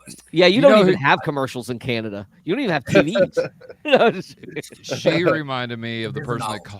that calls you at 3:00 in the morning and says, "Hey, just calling you to remind you about your car's extended warranty." All right, I don't. Let's stop making fun. All right, let's go. Was God sick to exact needless violence on Jesus to achieve this? I would say two Needless. things. I would say two things here. From freedom, we have love, right? And perfect love requires perfect justice. Okay, so sin is truly vile, and we are so fortunate we had Jesus that stepped in and gave us so much more than just debt forgiveness, right? So there I am going, for my PSA, and part of the multifaceted aspect, right? So because we were the ones, this is the key. All right. People talk about God punishing, God punishing, God punishing. But weren't we the ones that killed God? We had a perfect healer come to this earth, Exactly. right? We had a perfect man that healed people. That said, Exactly. you have a disease, come to me. We had perfect knowledge. We had the truth incarnate, and we crucified him. Where's our responsibility in that aspect? God did this. God inferred the punishment. We killed the Christ. I don't know about Did he we. I allow didn't have stuff? nothing to do with that. I'm just saying. Oh man, but you know what? No, I Would know we what you react? mean. How would we react today Jews and if Gentiles both. if he came today? Let's say 2,000 years didn't happen, and he came today. I think the same thing. Man loves darkness rather than light. I don't know, man. We had the healer, we had a preacher of love, goodness, and we condemned him. But through that, he knew what he'd have to endure, and did it anyway. He allowed it to happen. He knew it was going to happen. He knew he was going to the cross. That's plan A. The plan A was going to the cross, man. Mhm. Not to mention Jesus is God, which I'm sure one of you are willing to go and light that torch and comment on that. I'm not even going to, I'll let you guys handle that. Jesus is God. Okay. There is so much more that can be said about this, but I'm going to leave it there. I said enough. Y'all see where I'm coming from. I think the audience does. The audience gets it. So go ahead, guys.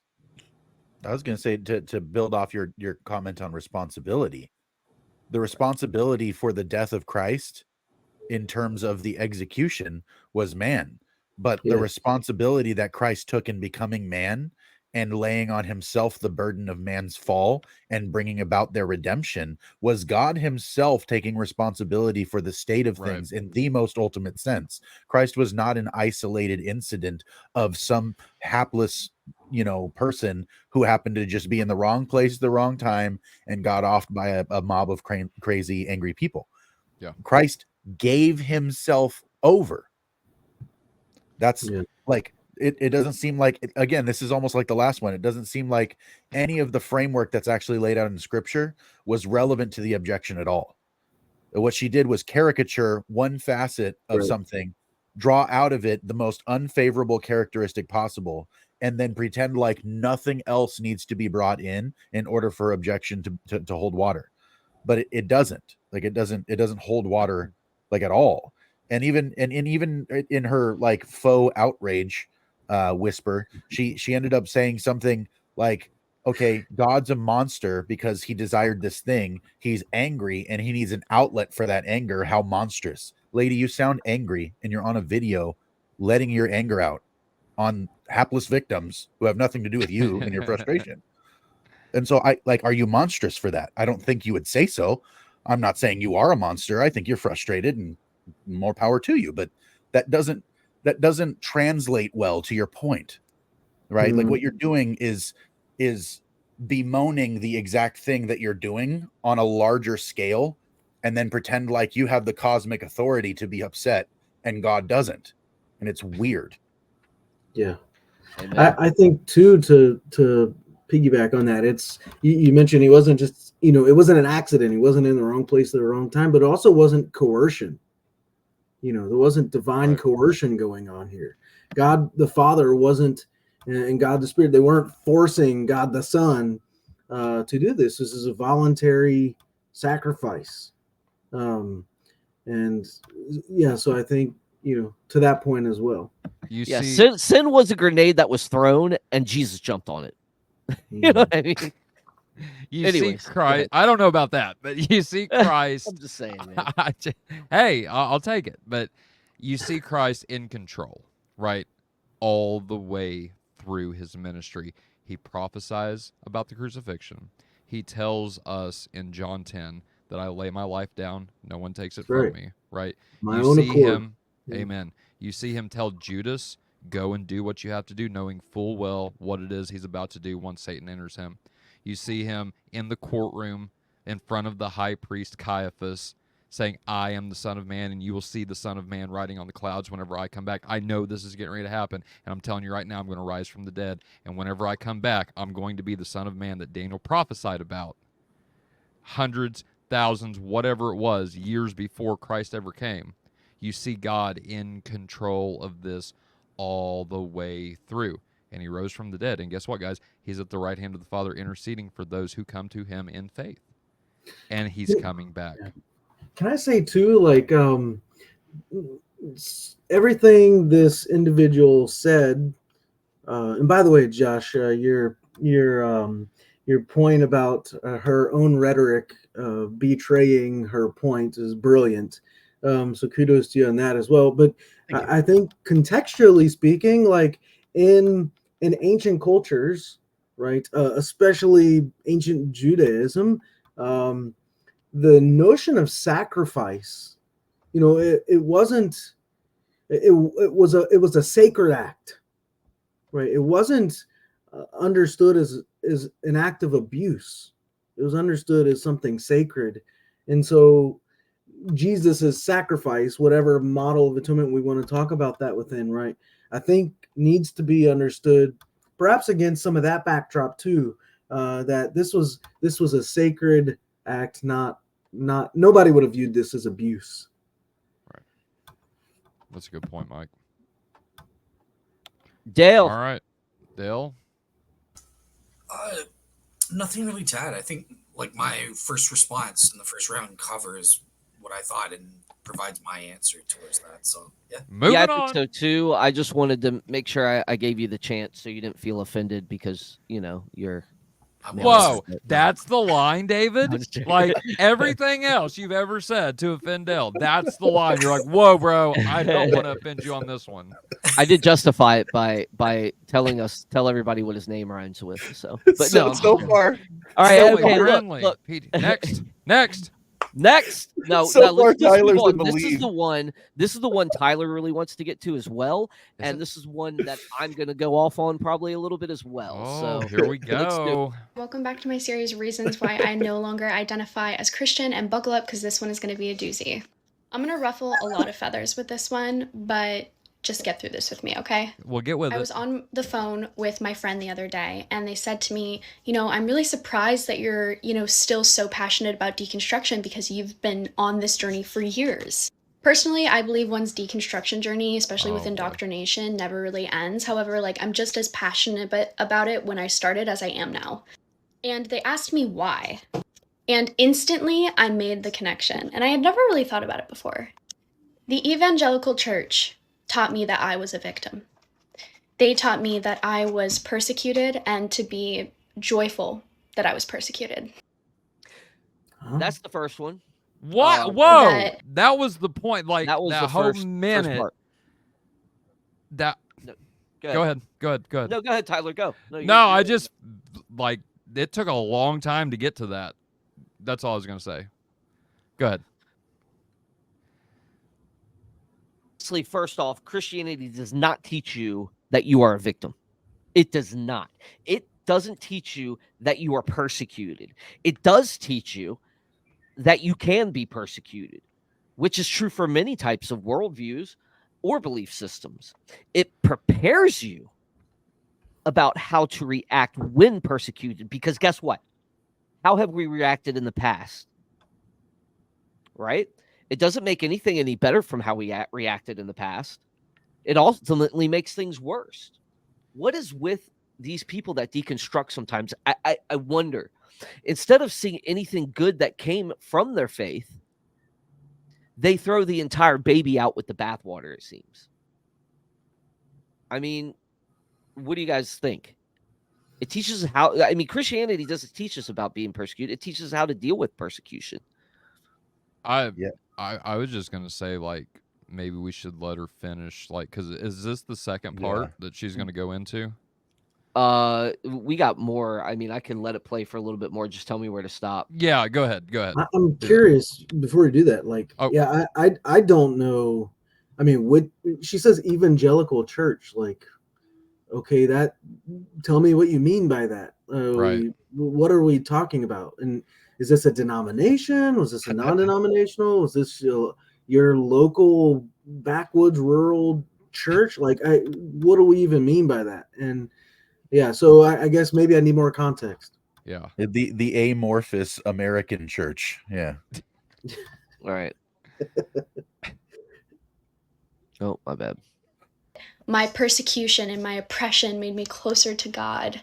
It validated that I was chosen and I was doing something right.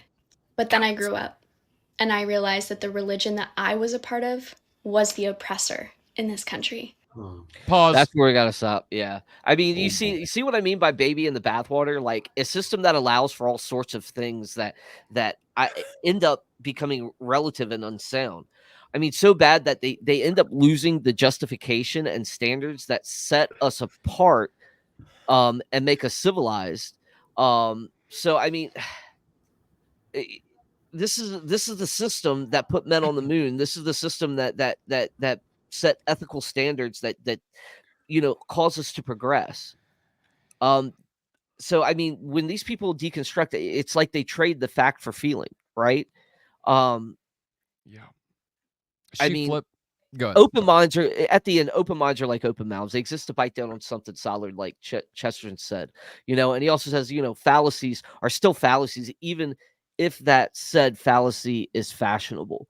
We aren't Yep. persecuted. Okay, tell that to the bakers that their conscience were violated when they were selling their talent to someone that they morally disagreed with. Yeah, we might not be persecuted like we were in the first century. Fine. That may be foreign to us, as it is to you that we are the oppressors. But for crying out loud, like, you're complaining on TikTok and probably have never missed a meal in your life. I'm sorry. So first of all, it gets me. It you're gets me good. going. You're right. First of all, but the thing of it is, guys, she totally flipped the script. She was not going where I thought. Now, this wasn't the video that I was talking about, but in a world, and it sounds like she's from the States. Maybe I could be wrong on that, but just going by like what she's saying and how she's saying it per se. Yeah. She sounds like she's from the States, but in this society that we live in, we're taught to be glorified as a victim, right? Everybody's a victim in this world. And she's saying, well, the church was telling me that, and then I grew up. Like, whoa, flip the script on me. Because, lady, I don't know what church you were going to, but it doesn't sound Christian. We are never, ever told to glorify our persecution, right? This is something that is foreign to the Bible. What are we told to do whenever persecution comes? Well, if you read Matthew, the Gospel of Matthew, Jesus tells us to flee. Flee the city. Pray that your pray that your flight won't be on a Sabbath or in winter, right? But if persecution comes, and don't go looking for persecution, but if it finds you, if you're trapped in the middle of that, my patron saint, Saint Polycarp, there's a story about him and his martyrdom that just gets me every time, right? And he's going before the Roman cohorts. He's being led there in chains, and you don't see him glorifying himself. You see him praying for the people who's leading him to his death, right? And you hear, and in the story it says that Saint Polycarp, and I can't remember if everybody else heard this or if this was just told to Saint Polycarp, but it says, play the man, Polycarp, and stand up for what you believe in. That's what we are told to do, even in the midst of death, to stand for Christ. not to glorify persecution, not to be a glorified victim, right? That we're martyred for the government or we're martyred for, whatever. Our martyrdom only means anything if our martyrdom is for Christ, not for ourselves.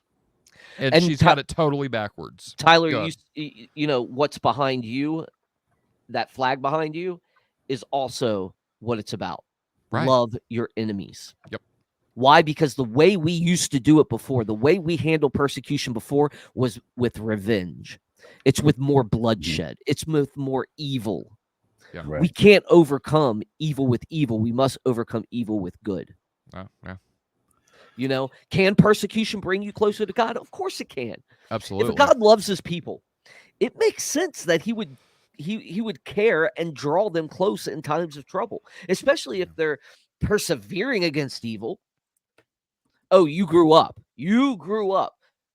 So the millions of grown people that have a different worldview than you, I guess they're not grown, right? So I guess, we're seeing tolerance at its best here. But anyways, I digress. I'm sorry. It gets me. Yeah, in terms of this notion that Christians are the oppressor, we're not being persecuted, just by way of response, can I show a 5-minute video clip? It's a compilation kind of thing. It's a edited clip, so it's not a full video or anything like that. If it's, I would. I don't know, Dale. It's up to you, man. You can. It's going to take us off topic. 5 minutes is pretty long. Yeah. Well, it's not off topic. I think it's addressing directly her point that Christians are not persecuted. So. All right, go ahead. Okay. While he's pulling that up real quick, I'll just say, Sean, I don't know, Ignatius kind of wanted the death to simply bring him closer to his God, to Christ. He knew he'd meet Christ in death, and so with that being said, that's why he die is gain. Amen. To live as Christ and to die is gain. So this guy's he went viral at this time, right? So this is in Toronto. I've met this guy, Pastor David Lynn. He should not be controversial at all. He says nothing offensive, nothing bad. He's just teaching straightforward Bible. And let's see if it's true that Christians aren't persecuted. Every heterosexual has sinned. Every homosexual has sinned. Only one God. And sin is when we violate the laws of God and we go contrary to the things of faith. That's what sin is. You're actually blocking me from walking. I'm not coming in your face blocking you from walking. I'm allowed to walk freely in Canada, Toronto. Please, now you're assaulting me. Please. I'm trying to walk. He's walking into us, actually. I'm trying to walk. This is not love. I'm trying to walk. I'm trying to communicate and exercise my freedom of speech. Now you're trying to trick me? That's assault. It's funny. When people are mature and they actually really love somebody, then they wouldn't be doing what they're doing. They would allow people to walk on a public sidewalk, but I'm not allowed to walk on a public sidewalk. The laws of Canada apply to Church and Wellesley. The laws of Canada apply to Young and Dundas. So I'm here to tell you today, when we stop loving other people, what ends up happening is that people get hurt and people stop loving. And that's why God sent his one and only son, Jesus. He sent Jesus to show up. Okay, now you're talking. You're touching me. I'm here to tell you today that you deserve respect.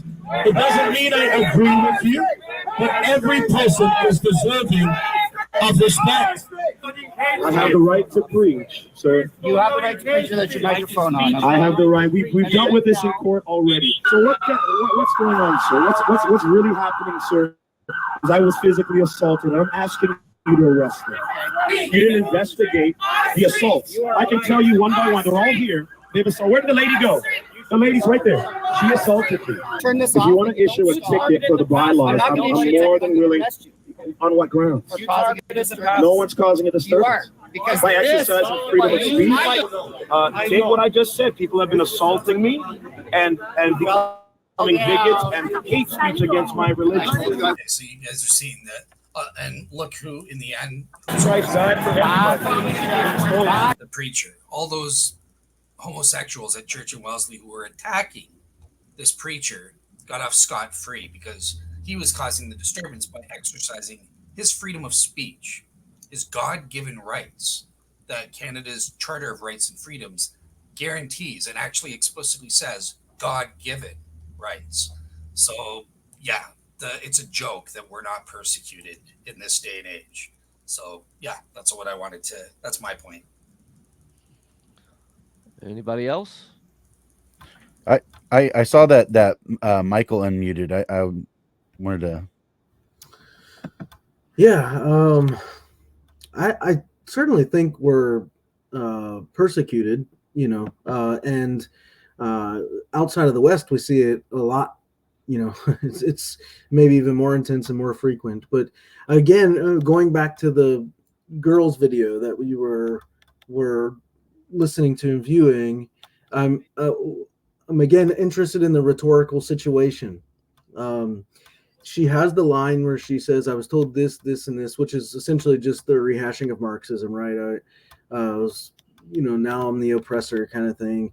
But the rhetorical situation is fascinating to me because if you look at like the backdrop behind her, she says, "But I grew up," and the room looks like maybe a college dorm room. I don't know, but it doesn't look like the room of a grown like an adult woman, right?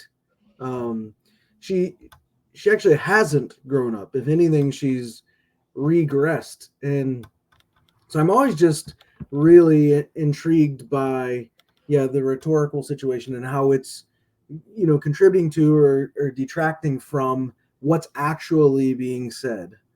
And so I think in this case, um it seems to maybe contradict the idea that she's grown up. Right. I think that's a fair point, that she's acting in a kind of immaturity by even thinking about it, framing it that way.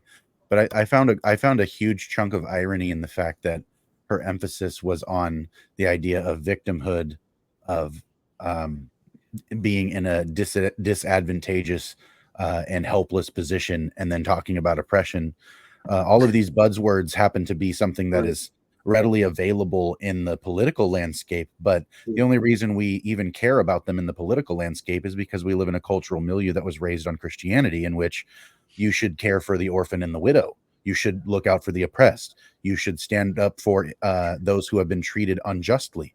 You should rectify injustice by proactively seeking to be a help to those who need it, to stand up for minorities. It was Christians who led the abolition of slavery. It was Christians. Oh, wait, we'll get to that, Josh. But that's what I mean. It's like what she's pointing out is something that actually comes from the Christian worldview, and she's trying to flip it back as though it not only didn't come from the Christian worldview, but can be pointed like a gun at the Christian worldview. And it's very odd. Again, it's a very weird thing to do, but I think that irony might have just been lost on her, because she doesn't seem to be operating from a place where, again, none of these people seem to have ever had Christian counsel. It's very disheartening.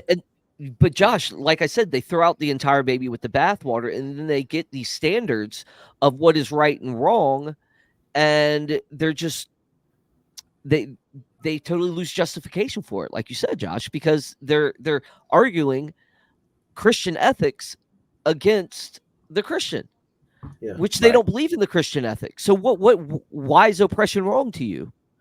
I know why it's wrong, but what's your justification for it? What's your standard of justice? I don't know where. I think it'd be interesting to ask her. So why do you think oppression's wrong? Right. I mean, where does that come from? Yeah. But I digress. Let's move on, because I mean, we still got a little bit to go on this one. And that messed me up so badly. I realized that my religion upheld the system of enslaved people. My religion was the reason why LGBTQ plus people could not get married, or were afraid of walking out of the house together without getting lynched. I had to stop there because the Christians made it so that LGBTQ people couldn't not get married. I thought we didn't live in a Christian nation, right? This is, everybody's been saying, oh, this wasn't a Christian nation for so long. I think Josh did a great job at talking about the ethics, but also, why should the government at all be involved in marriage to begin with, right? Unless it is for the propagation of continuing that said country. We never stop people from being together. We never have. We are commanded to love and treat everyone with respect. We are to speak out against behaviors we deem immoral. Yes, absolutely.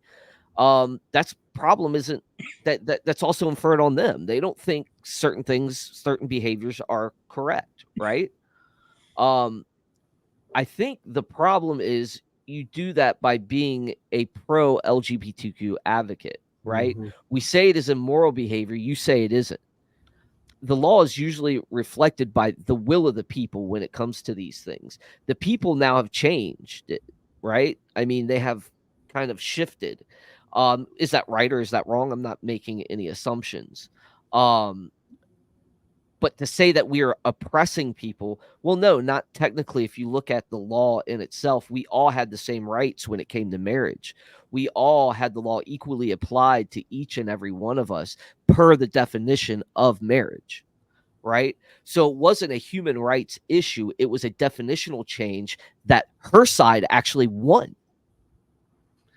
And Christians were responsible for lynching people. Right. Christians were lynching people. What Christian institution ever advocated lynching? Right. I would love some sources Straw here. man. It's a straw man fallacy. It is. Absolutely. Go ahead, guys. I'm sorry. I take up a little on the mic. This one gets me hot. I was going to say, it sounds like she is trying to indicate that she grew up in a world of evangelical Muslims. Because none of this actually corresponds to the Christian worldview at all. What she's describing, that they're the oppressors, that they're endangering the life of gay people and lynching them when they come out the door, or that they're the driving force behind slavery. Which I'm actually finding satisfaction in the fact that I brought that up before she even said that. That the abolition movement, which, to be honest with you, I believe the first people to free the slaves were actually, ironically, the colonizing Britons. Those people were the Christians, abolished slavery there. And then very quickly, it all kind of spread throughout the Western world, the exact same movement. And so it's kind of weird that, again, I keep saying this is all it's very strange to me to hear people say things like this with the confidence of certainty, when it's like obvious to anybody who knows enough about it to engage the question that she hasn't said anything that actually makes any sense yet. Yeah.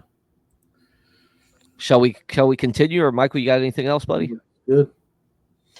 I was taught that I was a victim when my religion was the only one represented in politics, and where policy that aligned with my religion was actively being pushed across a nation that prides itself on religious freedom. And coming to this reality disgusted me. So listen up if you are a Christian in America. You are not persecuted here. Sure, you can be criticized and critiqued, as you should be, but you are 100% in no way, shape, or form persecuted. You are not oppressed. In this country, you are the oppressor. You are the ones actively going against people's rights and free will to choose a different life. You are the ones that celebrate when a company has John 3:16 on the bottom of their cups, while simultaneously saying that Starbucks waving a pride flag is shoving ideologies down your throat. And I hope you know that in this country, you are the villains. You are the bad guys. And the only way for Christians to no longer have that reputation is for them to acknowledge that all the things that I listed exist. Can't wait to see how many people I'm gonna have to block. But anyways. You are bad until you comply.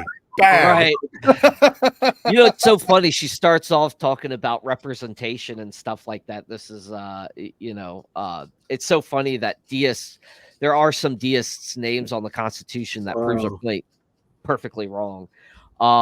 Considering by the time she was born, also that those in power were diversified. I mean, we have different people with different religions in office. I mean, it gets worse. She just got worse as the video went on. And it's kind of what I was saying at the beginning again. Like, you throw the baby out of the bathwater and you adopt whatever pundit you think sounds the best, and that to me gives her a different kind of victim mentality, right? Now she's part of the other side of fighting against her Christian oppressors. First, it was the secular oppressors, right? But now it's the Christian oppressors. So she's still playing the victim card. I mean, this worldview said I was a victim, and basically that worldview is now saying that I'm the victim, but I'm fighting against it now. But she's rising up, and she's speaking against that other side, but still absolutely playing the victim card. To me, it's nothing new under the sun, right? It's the same thing going on and on and on. And she's just repeating herself. She was part of an oppressive system. Now she's part of another oppressed system fighting against oppressors. Well, it's her last words are interesting because she positions herself as the oppressor. I can't wait to see how many I'm going to block. Right. So she actually makes herself the victim and the oppressor, right? So people are going to come at me and they're going to attack me. I'm going to be the victim, but I can't wait to see how many people I get to block. Oppressor. Like, so she's trying to have that. She's trying to play both sides of the, issue when it's convenient to her. And that's what we've seen so much of, right? Especially in the LGBT community, that they know how to perfectly play the victim when it's good for them, but when the moment they have the ability to take power, opportunity to take power and become the oppressor, they play that perfectly as well. And if you go back into the 1980s and you read the book by Kirk and Madsen, After the Ball, this is part of the strategy that they lay out, that they roll out. Have you guys ever read that? After the Ball? Y'all need to read that book. They laid out step by step how to essentially make America gay affirming in the 80s. And it's been played perfectly to a T, that strategy they laid out. They wrote a few articles about it too, but that book gives you a step-by-step analysis of the playbook. And they've done it perfectly. They've pulled it off. And part of that, they talk about the strategy of playing the victim when it is appropriate for them to do so, and then seizing the power and using it when they can. And that's exactly what we see going on here. Right. So two things. One, she's a shining example of what I meant earlier by pendulum thinking. Right? Going from one extreme to another. Right. Because there can't be any like force of reason between. There is only one and the other, and this reductionistic dichotomization. I want to bifurcate the whole world, right? And I want to land on one side of the trench I've dug or the other side.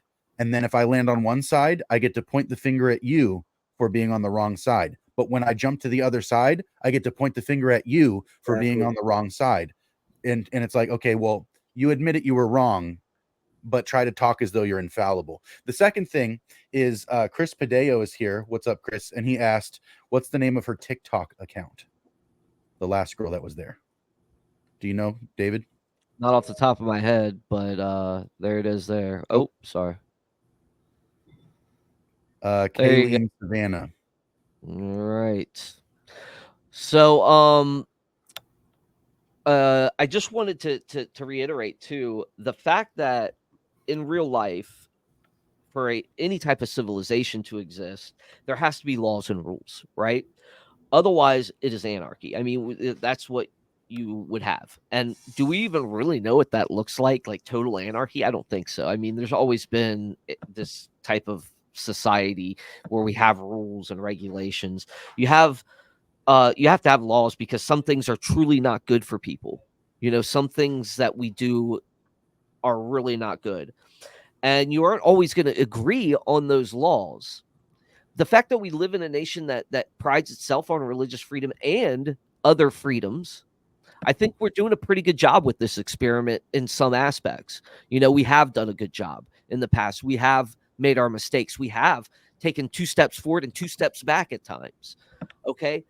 Nevertheless, to say Christianity is an oppressor when in fact, it positively contributes to the overall wellness and success of a society, according to all meta-analysis, it's truly telling what she's getting at. The axe to grind is real.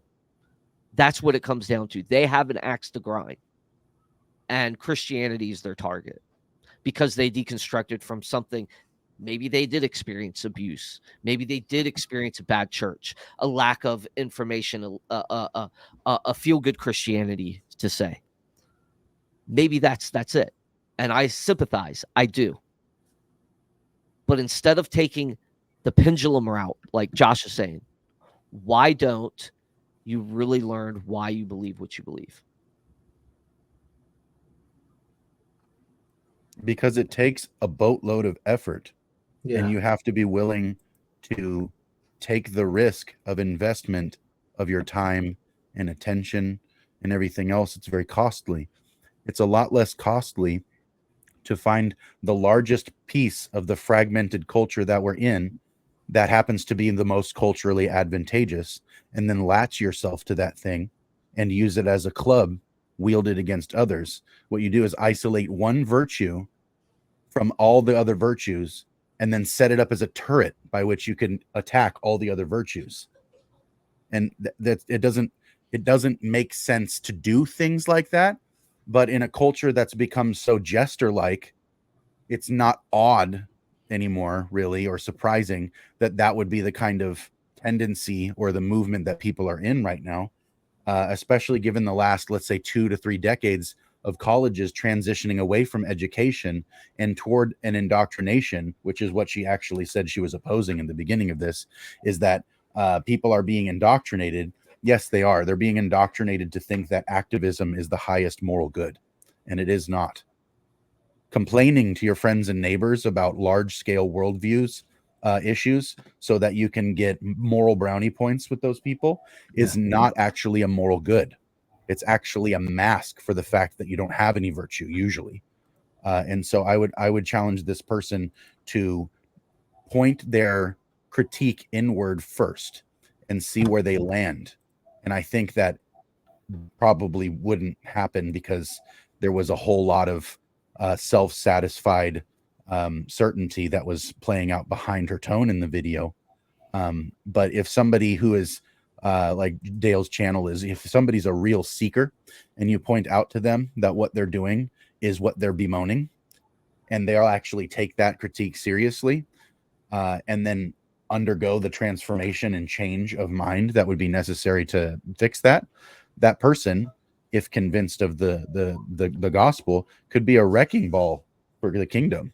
Because the kind of person that can look at things and with passion point out wrongdoing and be willing to face the public assault of at least the bad verbiage and angry comments that people have, that they're going to then willfully face that and deal with it, and then later on change their mind. They're going to then speak with the same passion, but with a newfound comfortability in the fact that when you're wrong, it doesn't mean you're weak. It means you have an opportunity to be corrected.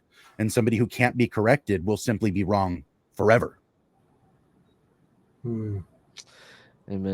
Also, Michael, it's easier. Well, I was gonna say it's easier. It's easier just to. I gotta watch my language here. It's easier to just moan and complain about it. Well, my church did this, and maybe they did. Maybe there was wrong teaching. It's not uncommon in churches. But if you've come to that realization, then stop making brownie point, as you're saying, videos. Stop virtue signaling, and go back and do something about it. Right? That's hard work, to go talk to the people who supposedly did this to you, and to bring about real change. Stop whining about it and go do something about it. Right. Like that's the hard only work. things really. That's the only way things really change anyway. Is when you actually do something. Yeah. You know, the greatest evil prospers when good men do nothing. Hmm. You know, but again, Michael, thanks for coming on with us, Michael from Glossa House.